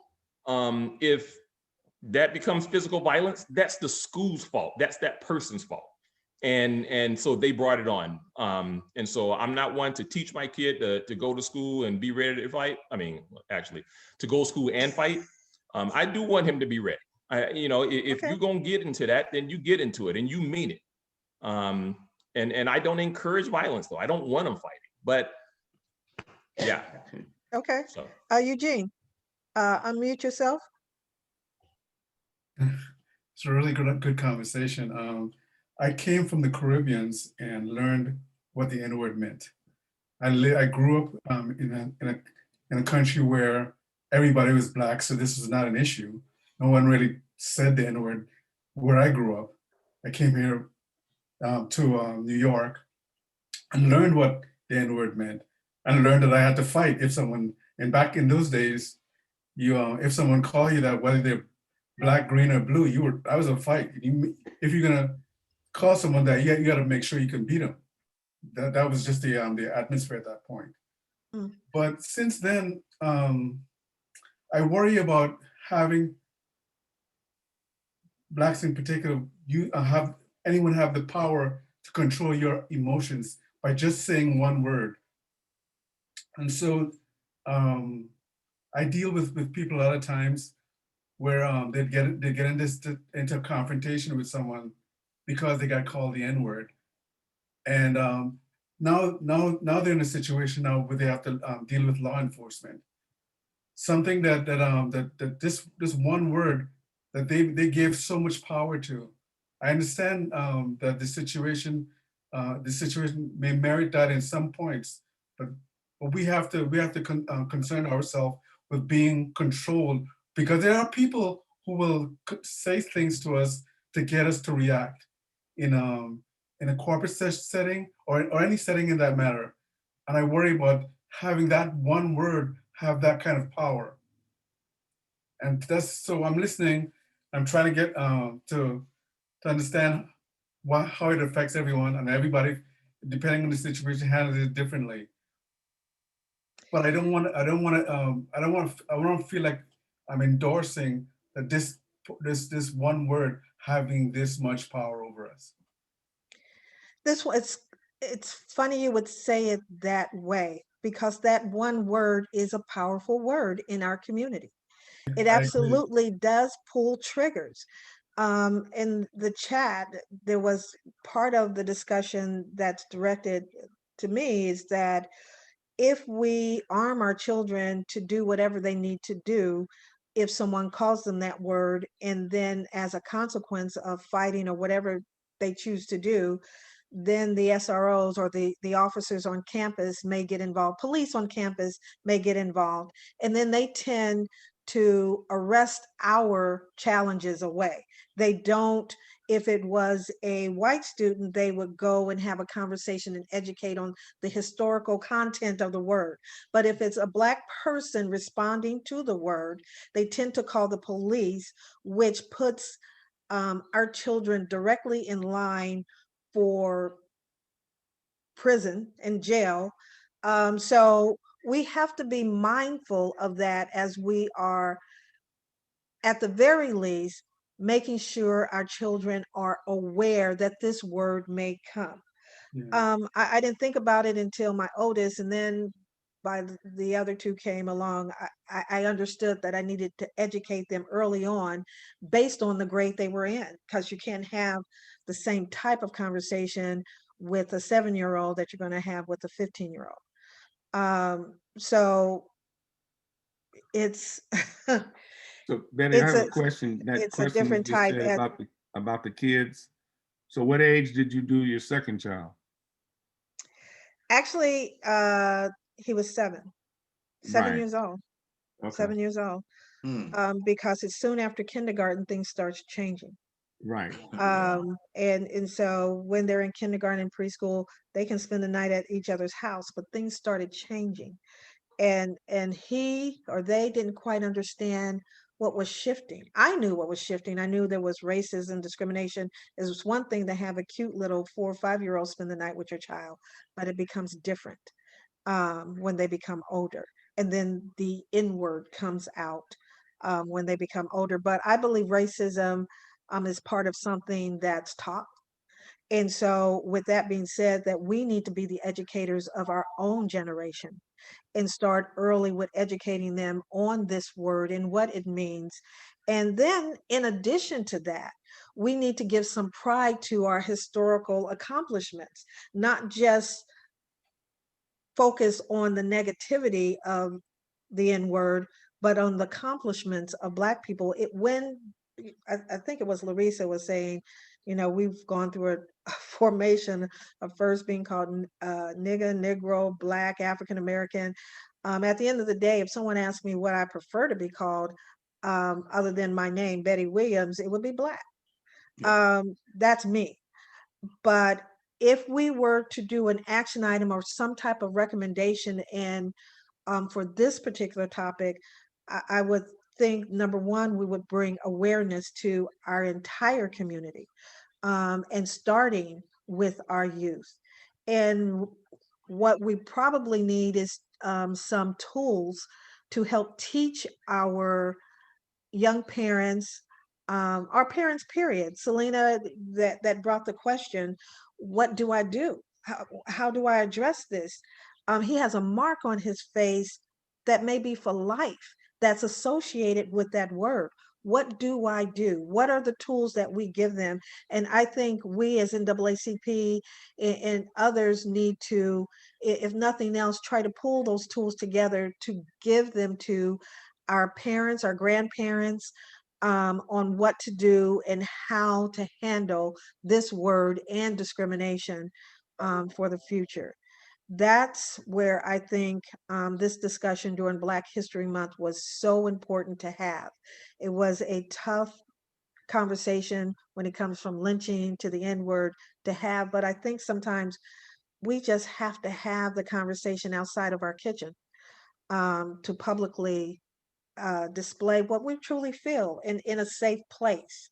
And so I thank all the panelists as I bring things back to our first Vice President, Mr. Ardell Lamone. Are there any last questions or summary that you would like to bring about, Ardell? Yeah, I have, well, the summary is that everything that everyone said is so real. And you can see the emotional side of some people who have experienced this. And, I was trying to raise my hand, but then I noticed because I'm a host, I can't raise my hand on the thing, so I didn't get a chance to really talk. But the fact of the matter is that we hit on so many different things. And I was born and raised in Chicago. And Martin Luther King said that Chicago was the most prejudiced place that he had ever marched in, and the hatred. So I grew up around only Black people. I went to school with only Black people. So when I came to California, I was afraid because I thought that people there were going to get me. Just like, where's my people? They're gone, So things have evolved. But Betty, 50 years from now, 60 years from now, the words that have evolved over the years will totally have changed again. And that might not be the word that we're discussing, but it will be a word that has evolved into that next 2 generations. My uncle used to say 50 years, 60 years from now, hey, you'll be gone and they'll never know you were here.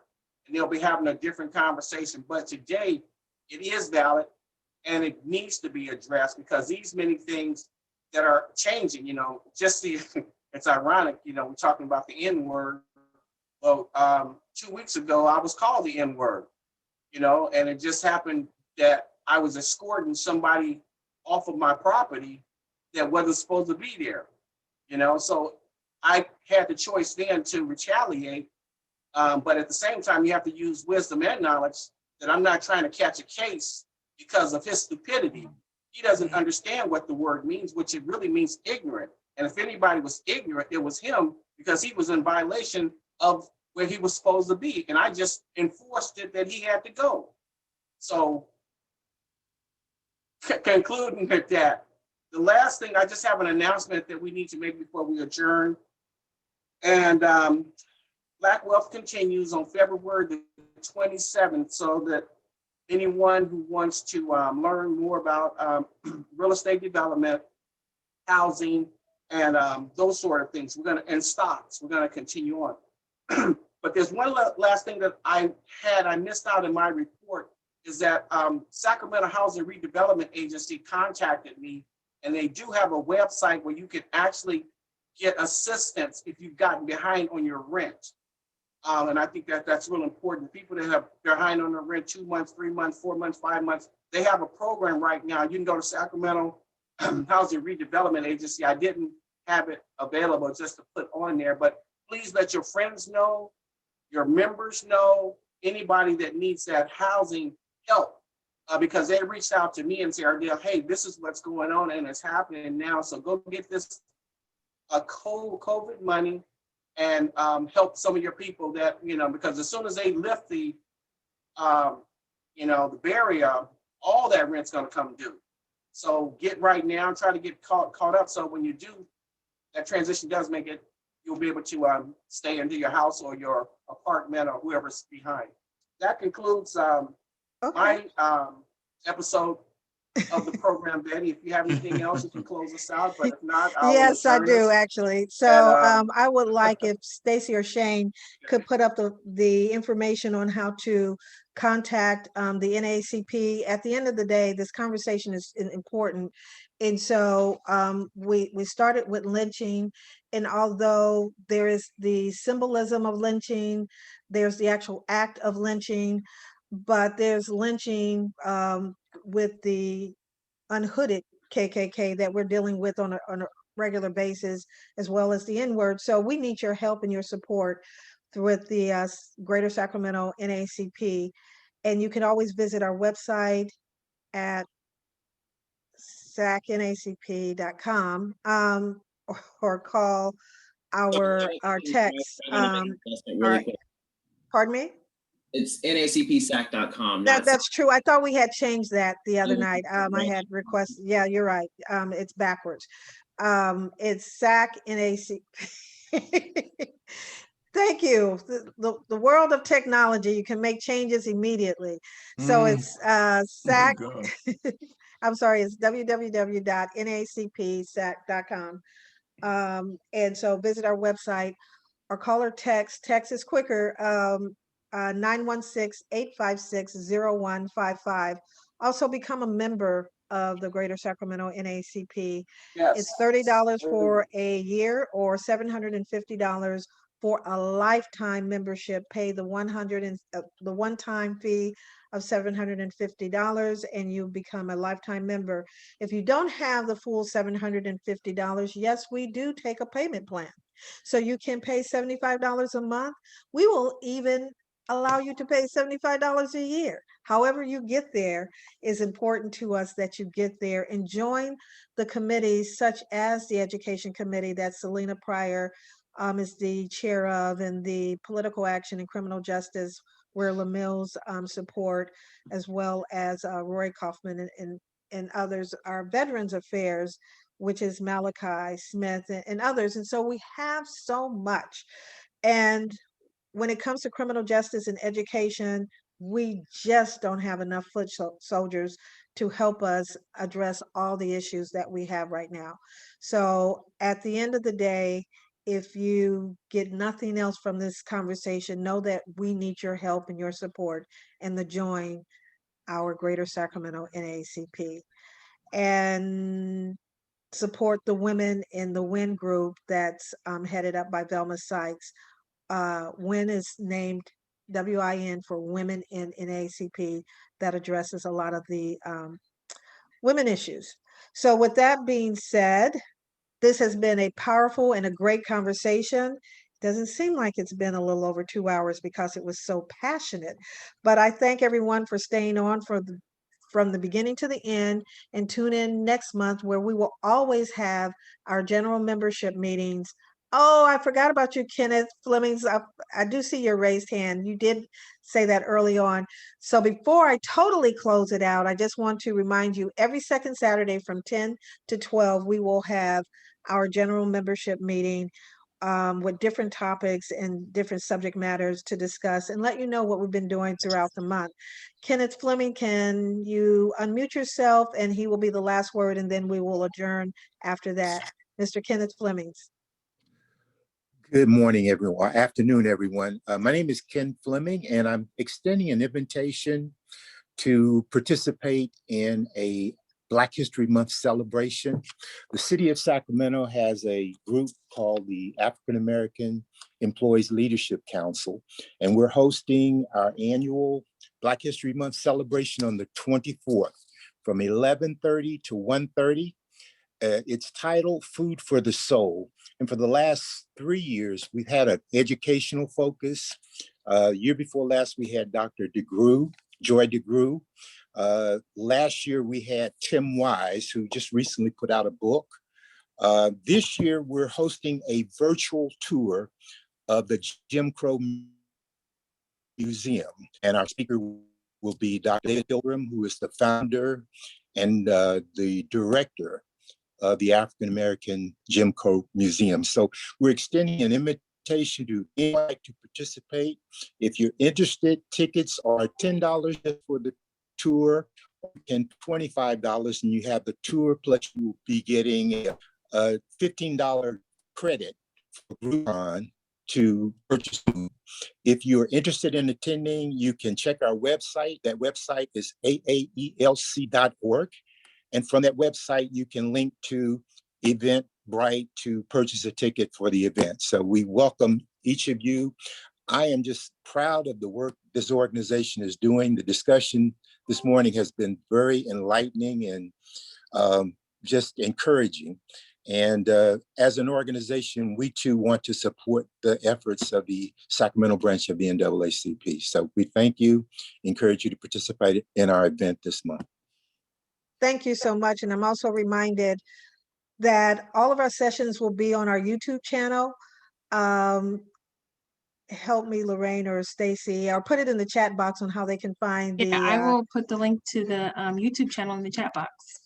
Thank you. Thank you. Please like our YouTube channel. And if you would like to share this conversation with someone else, our team is really good of getting it up and ready to go soon after, maybe not in a day, but in a few days.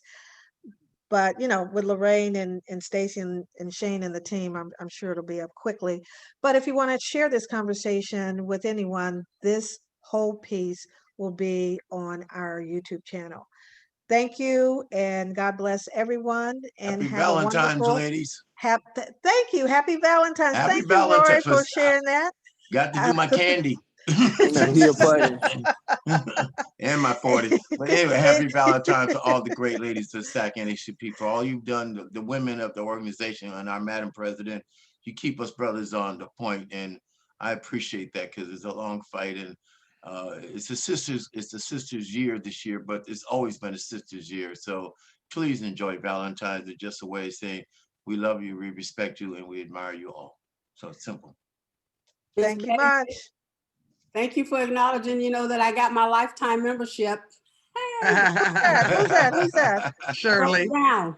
Oh, Shirley.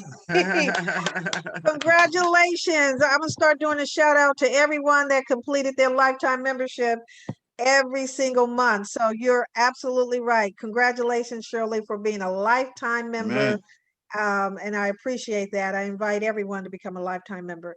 Thank you to our Facebook Live participants. You guys stayed on this a long time too. So thank you. And I'm going to ask our team to end at this moment. Thank you, everyone. Enjoy your 3-day weekend. Thank you, Madam President. Have a good one, everybody. All right. Bye-bye. Thank you, Adele. Thank you, Velma. Thank you. Oh, sweet. Oh.